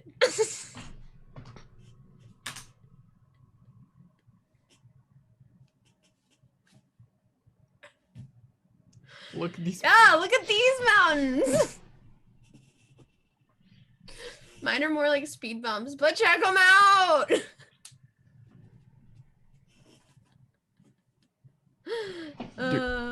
It's all flat Retake your mountains. big It's all territory. flat mountains. Everyone Exactly. is all flat mountains. Not even fucking pointy ass fucking mountains. I'm just saying that. Okay. What is this? A wolf? That's my friend's dog. Cute. It is a wolf. Oh, it is a wolf. It's I think it was like 98% wolf and 2% fucking the dog everybody likes. Dog. Siberian Husky. Siberian Husky. See, yeah, it has like 2% Husky and then it has 98% wolf, and that's what made it legal for them to have or something. Interesting. Like I know that you can't have a fully bred wolf, so like they had to find like, I don't know. I mean, I'm happy because the dog is happy, and to be honest, the dog is super happy because it has a lot of land to play on, and like it's like in the wild where there's like things to hunt. But like in any other case, I don't think I'd be happy about people having them as pets. My family had, I don't know what percent, I think it was 50 husky, 50 wolf. And I could send you pictures of that. And he was just a fucking, she was a fucking white fluff ball and everything. Yeah. She's very cute, but I don't remember. Yeah, this dog is really sweet. And the other thing too is like, when you see this dog, it just pees when it sees people because it's so scaredy cat. So like you think it's gonna kill you because it's this giant fucking wolf. Like its paw was the size of my face. Yeah, the big paws. And it's then really big paws. And then like it just pees itself. And you're like, oh, you just like are scared of everything and you just want to be hugged. And like at night when I spent the night at their house, I'd be like sleeping on the air mattress and this dog would literally come up and just like spoon me. I was like, dude, I'm so down. Like you're literally just a giant cuddle bug with like no instinct to kill, even though you should have all of the instinct to kill. I love that. I love that. That's me and Jaeger. Jaeger. Fucking Jaeger bomb. I love it. I love it. And your last. I miss my hair. Yeah, that was good hair back when. I know. A class of a me playing classic. There's actually a there's an Easter egg in this picture. But I'm never gonna tell anyone what it is. But there is an Easter egg in this picture that one day someone will discover. But that is me at BlizzCon playing World of Warcraft Classic before it came out. I waited in line and I played, and then we asked the lady to take a picture, and she took such a good picture, so I kept it. But you should note that the lanyard I'm wearing is not my own, but that's also not the Easter egg. But the This- lanyard I'm wearing is Dejari. Have you ever heard of her? She's like a body painter from the UK. No. I met her at BlizzCon and then she just like let me wear her badge. Ooh, that's cool. So I went in with hers. But yeah, there is an Easter egg in this picture that will never be properly announced. But it's funny you pulled it up because it's the only picture that exists of its kind. You're not wearing a bra. Nope. That's like 90% of the time. This is knowing the who. You should tell it because this is a place where you. I can't. It's not my privacy to tell. Did you get fucking sued or some shit? I don't fucking know. No. Oh. It's nothing bad.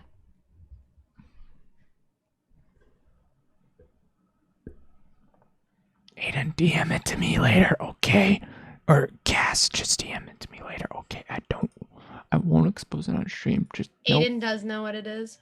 Just I feel like Aiden would be actually the only person to know what it is. Just DM. Probably the only person left in the community that would know. DM it to me after stream. I won't tell anyone, okay? I Aiden's pinky, zooming as fuck pinky right now. promise. I'll pinky promise. I won't tell anyone, okay?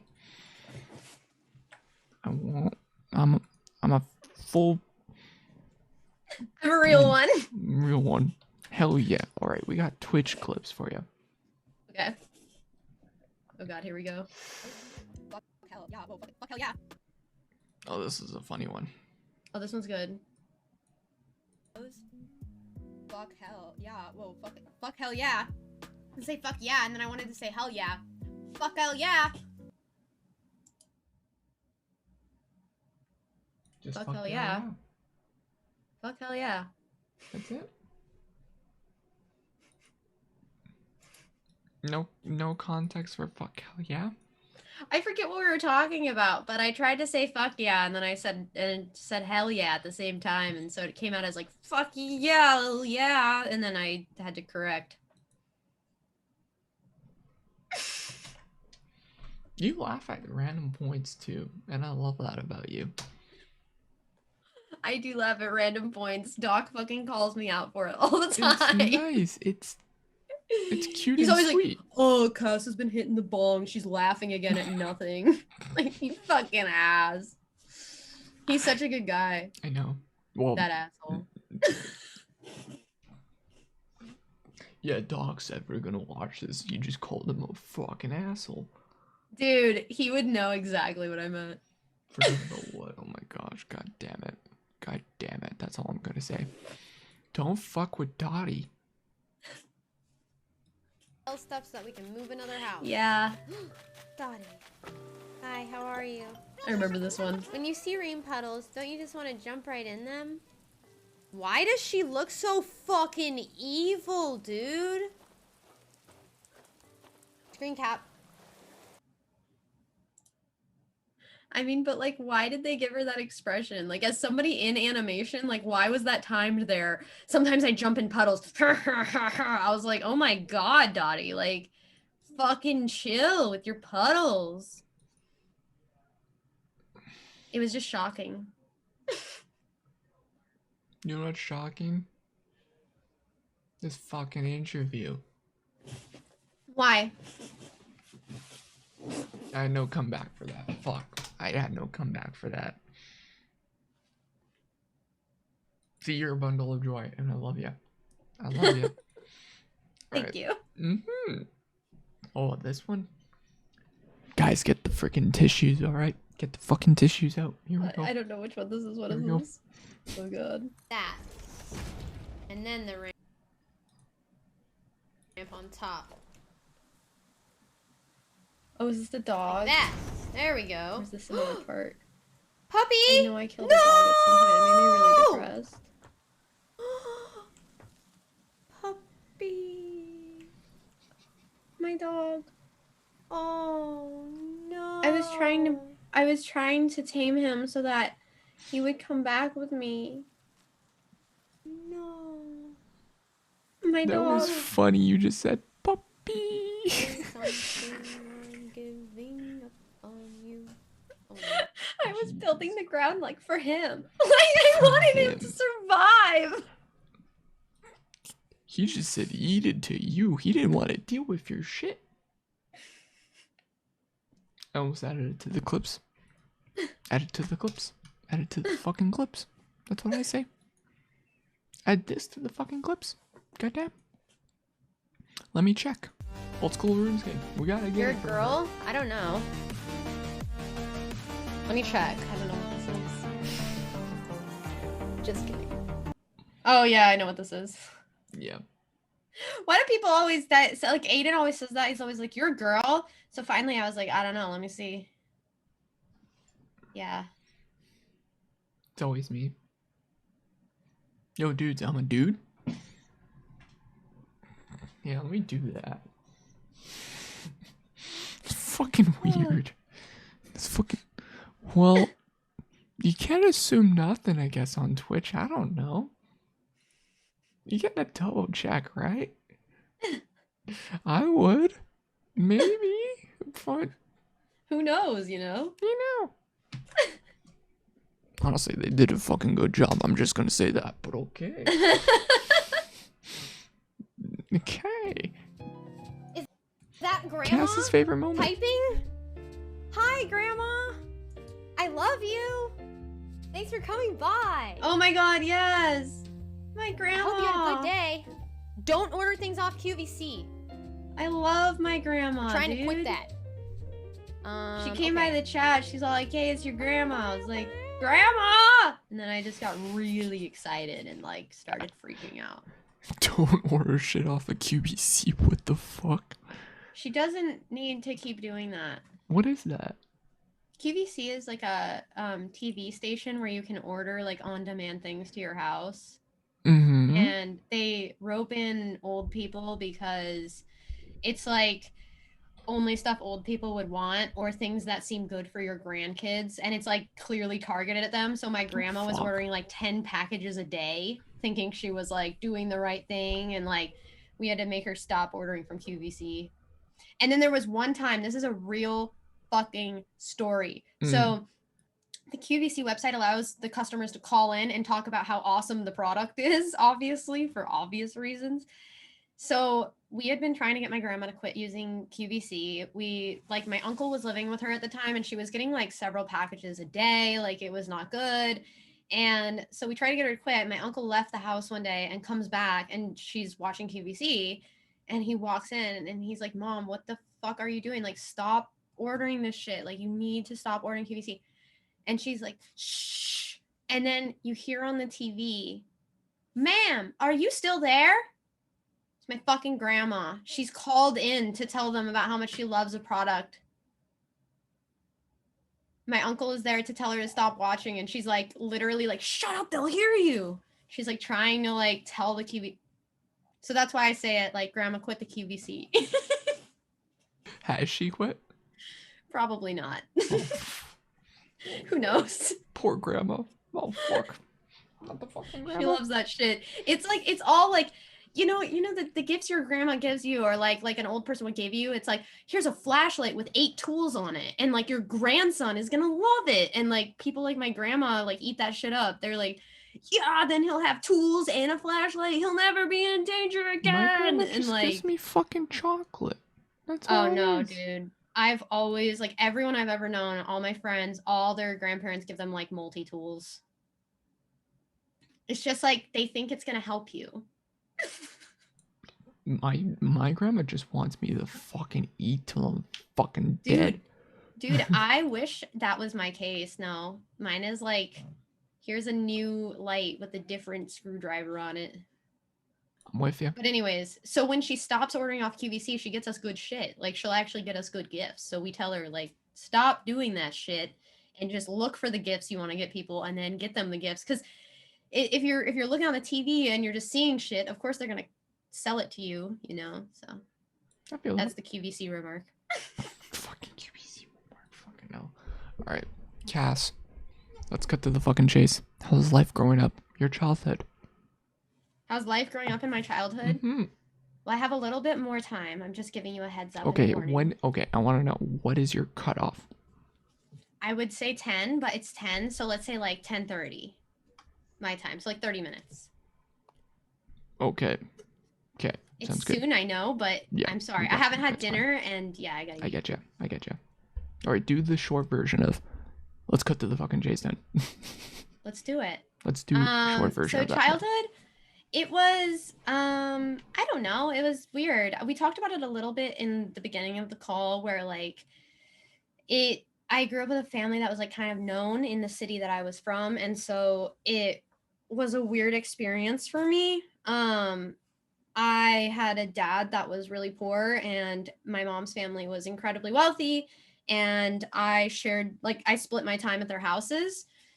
So I got like the look at life from somebody who has no money and can't feed himself and won't work and just all of that, right? My dad's my best friend, by the way. Okay. And then there's my mom who's like, she doesn't have to work, but for a different reason. And she's always going to be fine because like her parents have the money. And, like she has worked and now she's like a very, very awesome like businesswoman and she's badass, but she would have always been safe. Like someone would have always taken care of her. Whereas on my dad's side, it's not the case. So, I mean, now it is. I guess it's swapped for both of them. Like my dad is now being taken care of, my mom isn't. But yeah, like my mom became independent. She's fucking badass. But she had me young, so it makes sense. But my mom had me when she was 19. So I was a surprise. And then I went to a lot of college classes with her, apparently. That's what she tells me, which is why I'm so smart. Because I went to university when I was 0.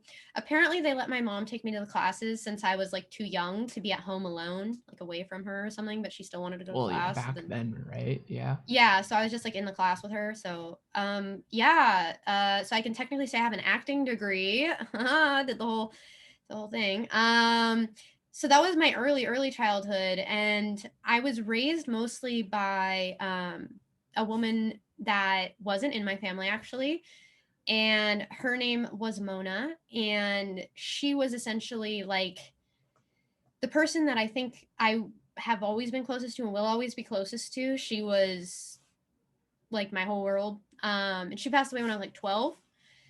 So at that point, I think that was when I started being like a piece of shit. Like that was when it all went downhill for me. I was like, okay, like I'm gonna degen the fuck out of this shit.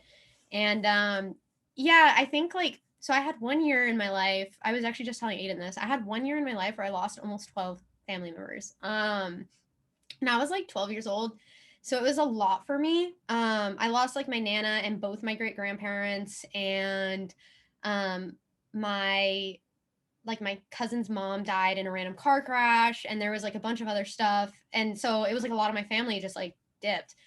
And I think at that point I was kind of like, your life could end at any moment. Like, why are we trying to live our lives in an image of someone else? And so I just kind of started being like a piece of shit. Like I understood that I could say no to my parents and that at the end of the day, they're going to lose the battle because there's no way to physically force someone to do something. And so I learned that very early, which was not good. And I just like got away with a lot of shit. So I was like really I wasn't rebellious in terms of getting in trouble. I was like sneaky rebellious. So I was like cheating on my exams and fucking like stuff like that.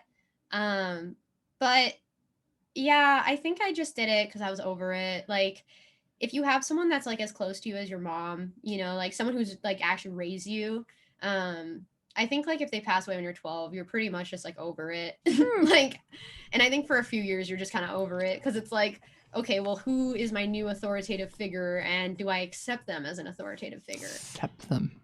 Okay. So yeah, that's like something that I went through, and that was also a lot of the struggle I had with my mom was because like I was always with my nana, and so like my bond was with her. And then when my mom started like taking the reins, I was really rebellious because I like was only used to listening to her. And so when my mom came in saying stuff, I was like, not in this house. Like, no. And it didn't go well, obviously. So I was a total piece of shit. I ran away when I was 16, I think. And they sent everyone for me. There was like helicopters and it was a whole thing. I almost got to Canada. I almost got out of the States, but I didn't. I was going to leave with a guy I was dating at the time.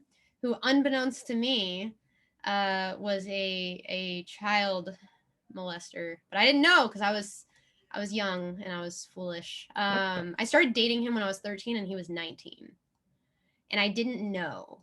And obviously, he had done a very good job of telling me to hide it from my parents. So I never told my parents because like that's what they do.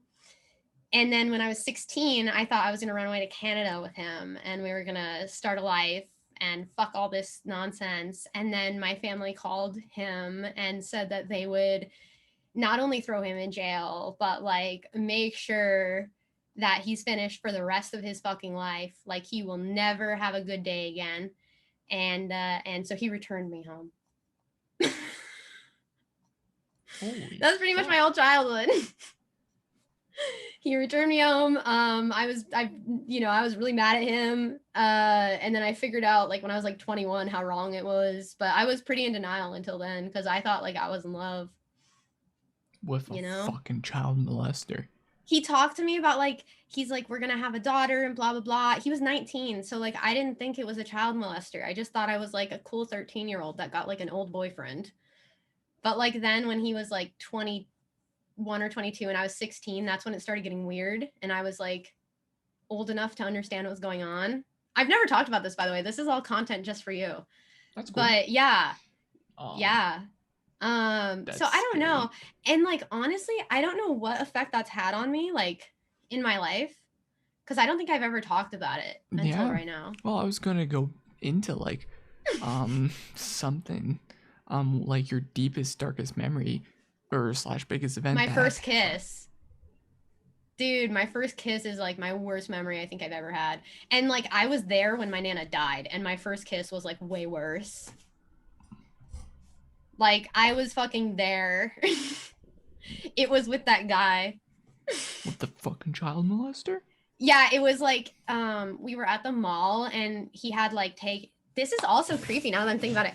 And he had taken me to like this like alley at the mall. And he was like, we had been dating for like a year and I hadn't kissed him because I was 13 and I didn't want to have my first kiss. And I remember him just being like, do it, do it, do it. And like just sitting there and being like, fine, fucking shut up. Like if you're gonna be aggressive and fucking weird, like I'll just fucking kiss you, like whatever. And that was my first kiss. And I hate that. I hate that. Like I wish so much that my first kiss was literally like anything else, even if it was like drunk or like whatever, but I hate that it was with a fucking like asshole. He's a firefighter now, by the way. How is he not fucking locked up? I don't know. But do you know why we broke up? We didn't break up because he was a child molester. How? Broke up because he fucked my best friend, who was also 16. And that's when I said, enough is enough. I was like, no fucking way. You cheat on me with my friend and you're a child molester? No. No, it's not because he was a child molester. No, it's just because he fucking fucked my fucking friend. Like, I had no idea that he was a child molester. Like, you don't know when you're the victim. Like, you have no idea. I thought I was in love. Like, I was a little kid who thought I'd found someone who was going to save me from a lifestyle that I didn't want to be in. You know? So I just, like, bought onto it. And I think that's what matured me so quickly is, like, I spent probably, like, 90% of my time with him. You know? Like, my parents both worked full time, so no one really noticed. Oh, yeah, and, like, that makes sense. I'd see him a lot. And so it was, like... I learned a lot about being older, but like from a weird person. So I don't know. There was also a point where we were in his car and he drove like an Infiniti G35 and he got pulled over by the police and me and my friend were in the car and he told us to hide and we didn't get it.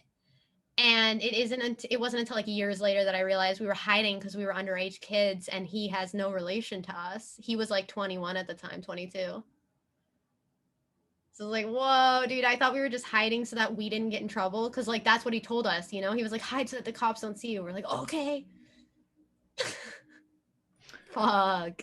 What hurt But you see it later. Luckily, I only kissed him. Like that was as far as we ever went. Like I never did anything else with him, which I'm so proud of myself. Like my first time getting laid, best memory of my life. Like it was so rad. And like I made it clear to the guy that I was dating at the time. I was like, this moment needs to be awesome because my first kiss fucking sucked. And he went above and beyond. He got like all of my favorite candies. I came home and he had like lined them all up all the way to the bedroom. And then the bedroom had hundreds of candles and like like all the Damn. sheets were satin. Like everything you could think of was like set up into the nines. And it was just really cute. It was like clearly a lot of effort, but yeah, that made up for it. That's great. I love that. It wasn't good, sex because it was the first time for both of Well, us, yeah. but it's definitely my favorite like memory of Hmm. growing up. He was 'cause a it's, like, romantic partner. yeah. He asked me to go to prom by writing it on his chest and then standing on his balcony with the beach in the background and asking me with his shirt off. Ooh, but why would Yeah. you sit in the sheets? Wouldn't it be better to lie in them? Fucking Aiden? What? What? I don't know Sit in what. the sheets? Sit in the sheets? Wouldn't it be better to lie in them? Oh, satin. Satin. Get it? Satin. What hurt you the most that made you cry in life? What hurt me the most, made me cry in life. Mhm. My breakup with my first boyfriend. That's it? Like that, my first real boyfriend. Like not the Oh. asshole. Oh. Yeah, that was hard. That was hard. That was like, have you seen The Notebook? No. It's like they break up because one person goes to college earlier than the other person, and it clearly doesn't make any logical sense to stay together. So I like have the memory of like waving goodbye to this person that I had a perfectly good relationship with on the driveway. Just being like, I love you. I hope you have fun with your life. And then Did you catch yeah. up with the person at all? Yeah, I mean, like it was the first love of my life. Like for a year after, after he went to college, every time he came home, like I would like show up at his house if we'd do it. And then, but I think that what did it for me was like at a certain point, he would come home and I'd hook up with him, and we both knew there was like no strings attached when this happened. And then like one day he started using new moves. You move. Oh. Yeah, like things that I hadn't ever seen him do. Yeah. And I was like, oh, okay, maybe it's time. Like if I'm noticing things like this and I'm getting hurt, it might be time to cut the cord. And so that's what we did. And it's fine. It's fine. Him and I are still in touch. It's all good. He's a very nice person. Okay. He has come by my stream a couple times, but he's very nice. I have nothing wrong with him, but it did not work out. I'm sorry. It's okay. But I think that was the saddest day. Like that was the day where he left, and I just remember like I was at his house and I was standing with his mom on the driveway waving him goodbye, and I had made him like a mix CD with like all these songs that like made me think of him, and I was like in his mom's arms crying, and he's like driving away. And it was just like so like out of a movie. And then immediately like getting in my car and then driving to like the school that all my friends went to, because none of my friends went to school with me because I went to school at a stupid fucking private school. But I drove to the school where all my friends actually were. And oh yeah, did I tell you where I met the molester? No. Church. Anyways, there's a reason I'm fucking atheist. You don't want to know I'm Christian, so that's fine. No, it's all like I don't care what anyone believes in, but there is a reason that I like You're atheist, yeah, I met him at church. I met him in youth group. He was like the youth group like older kid, so he was still in high school. He was 19, so he was just about to graduate high school at 19. That's fucked. So he was in our youth group. That's fucked. That's very, very fucked. I'm so sorry. And there was like the 4 church of is them. not like that. The church is not fucking like that. I'm sorry. There was like 4 of them, like in my youth group. Like it was him and 3 of his friends, and they all were hooking up with all of us. So it was like really weird. So anyways, yeah, I don't do that anymore. Like I used to tell my mom like, oh, I'm going to church, and she would be so proud of me. And like I was going to church to meet up with these guys. Like I was never going to church to go to church. Like I of course I went, but it was because of what happened after. It was because I would tell my mom that church ended like 2 hours after it did, and then like this guy would take me in his car to go get coffee and we'd like hang out. And it was so fun because he had a car and I'm young and I don't know what it's like to have a car. So that was my church experience.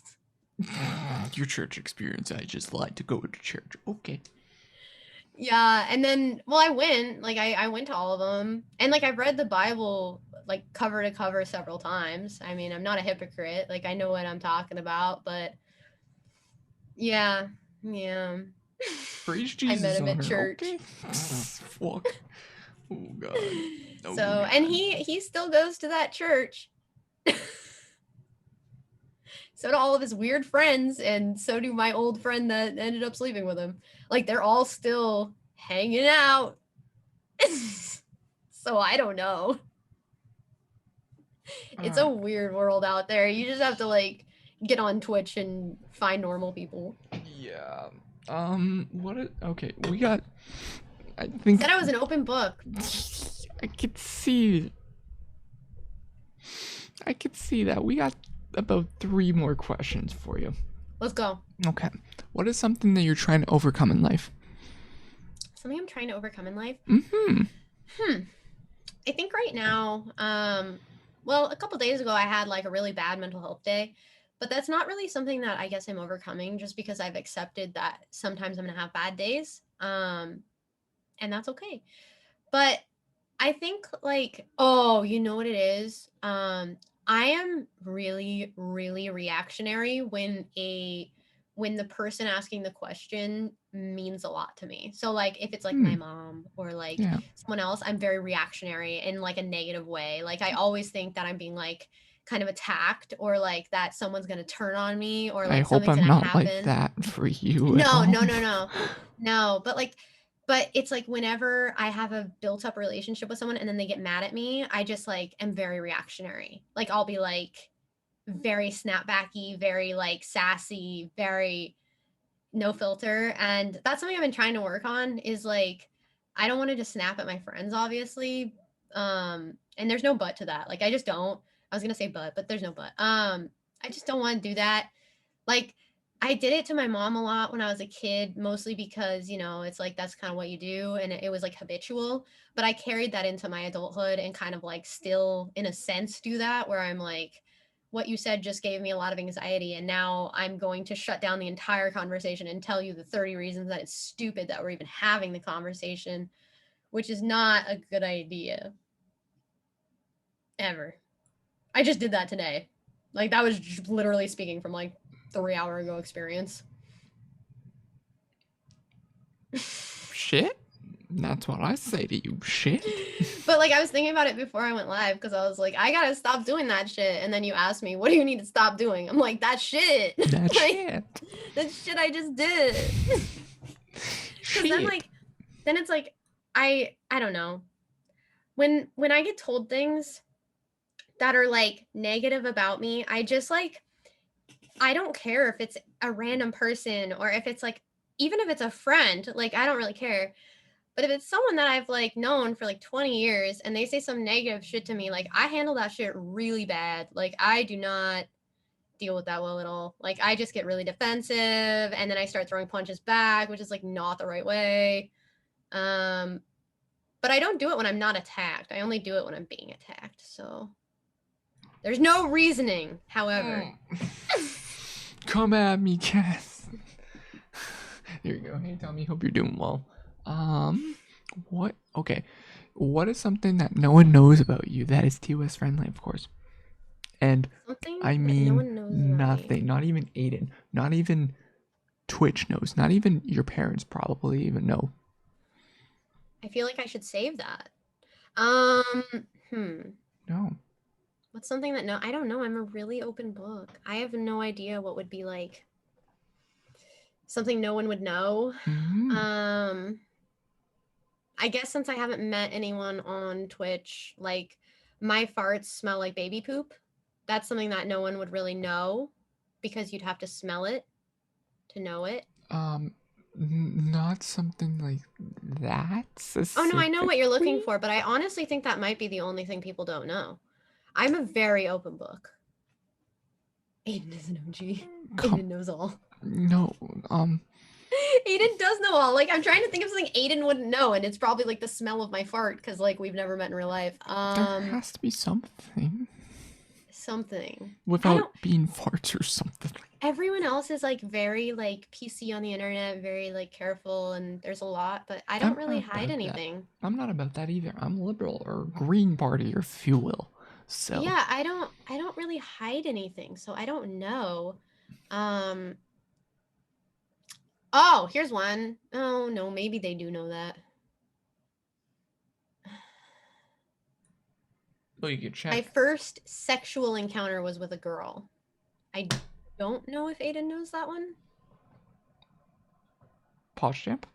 We pause champ. Ooh. TMI damn spell check. Pause champ.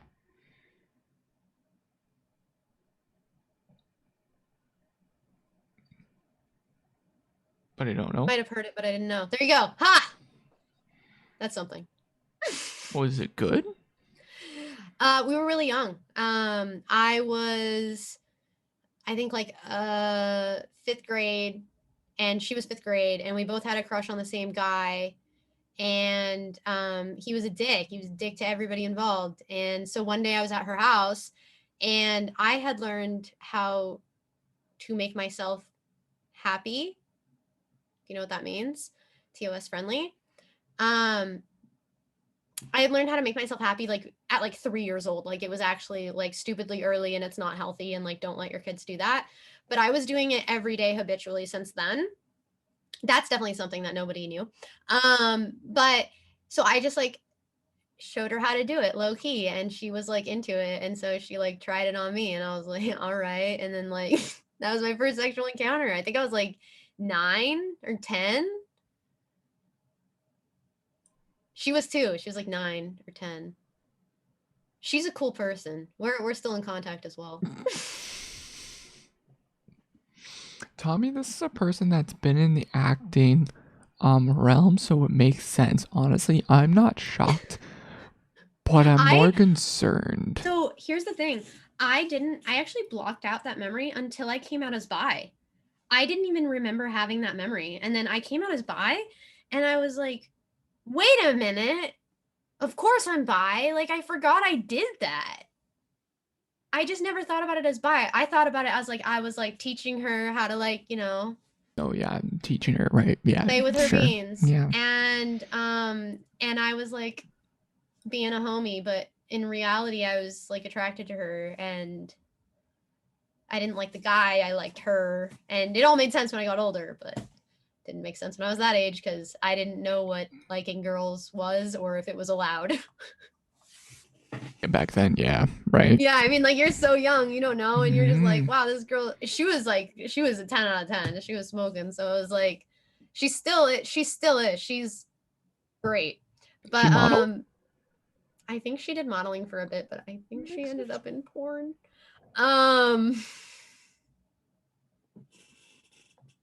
Hit me up with the details later. I'm kidding. To be honest. I'm kidding. So anyways, I obviously jump-started her career, per se. And yeah, it's her fault. It's her fault. Hey, there's something I don't know. We were down. Like it was totally consensual. We were just hanging out. I drink someone emo. The thing you wish would happen at a girl's sleepover, like, just happened, okay? Yeah, let me fucking finger each other at a fucking sleepover. Well, we stayed on the outside. We were appropriate. We stayed on the outside. I was just teaching her how to get it done real quick, you know? Yeah, she just does a fucking quickie. Yeah, I get you.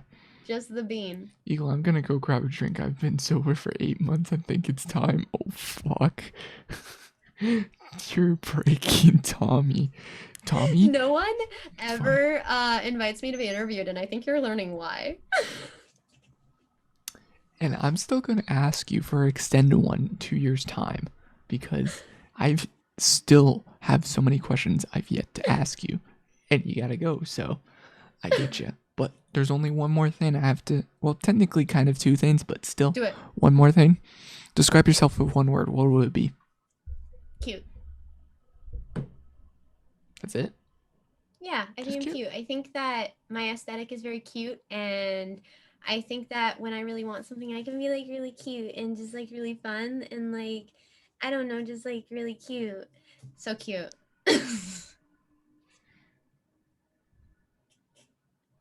You. So you went cute and then you faked it out being cute?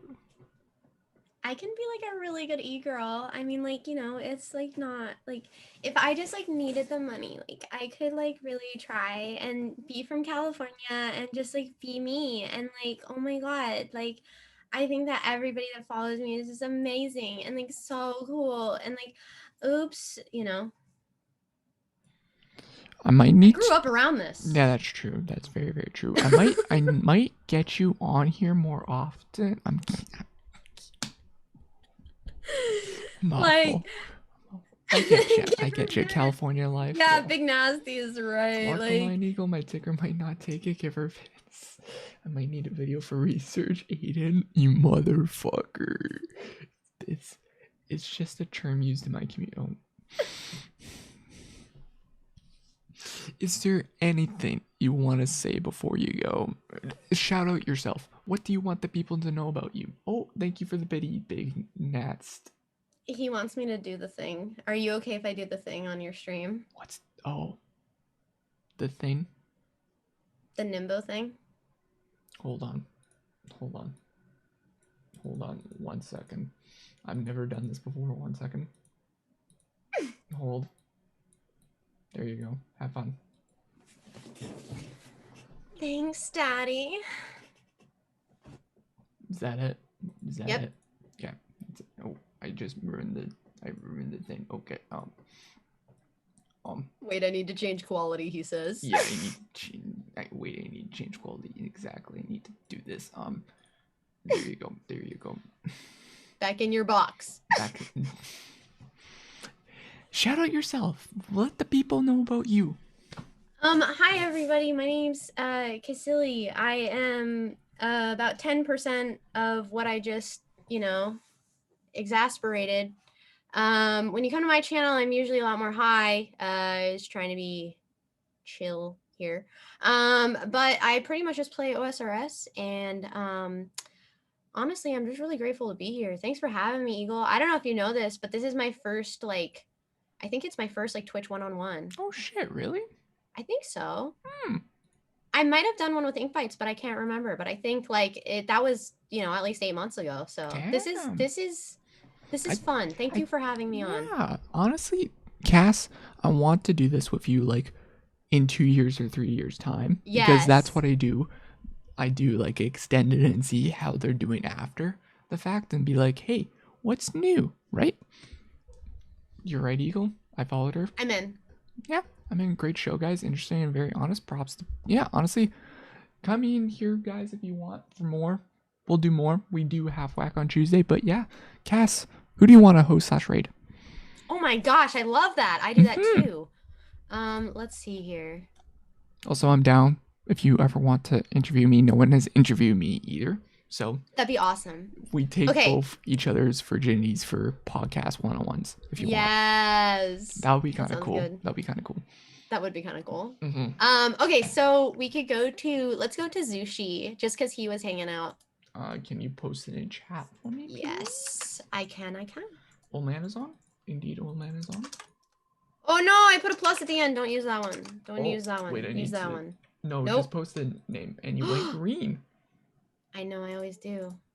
Is that better? Oh, that's not better.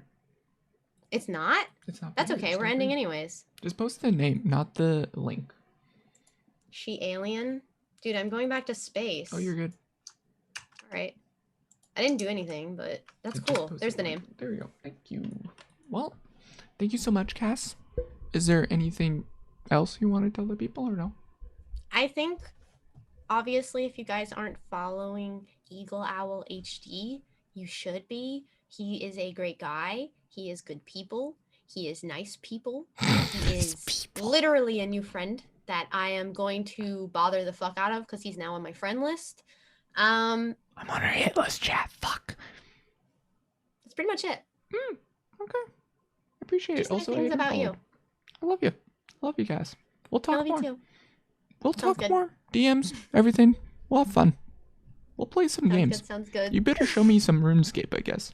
Yes. I've never got into it, so you better. Start an fucking show account me. and go through Tutorial Island. You'll show me. You'll fucking show me. Okay. Have a good one, Cass. Thank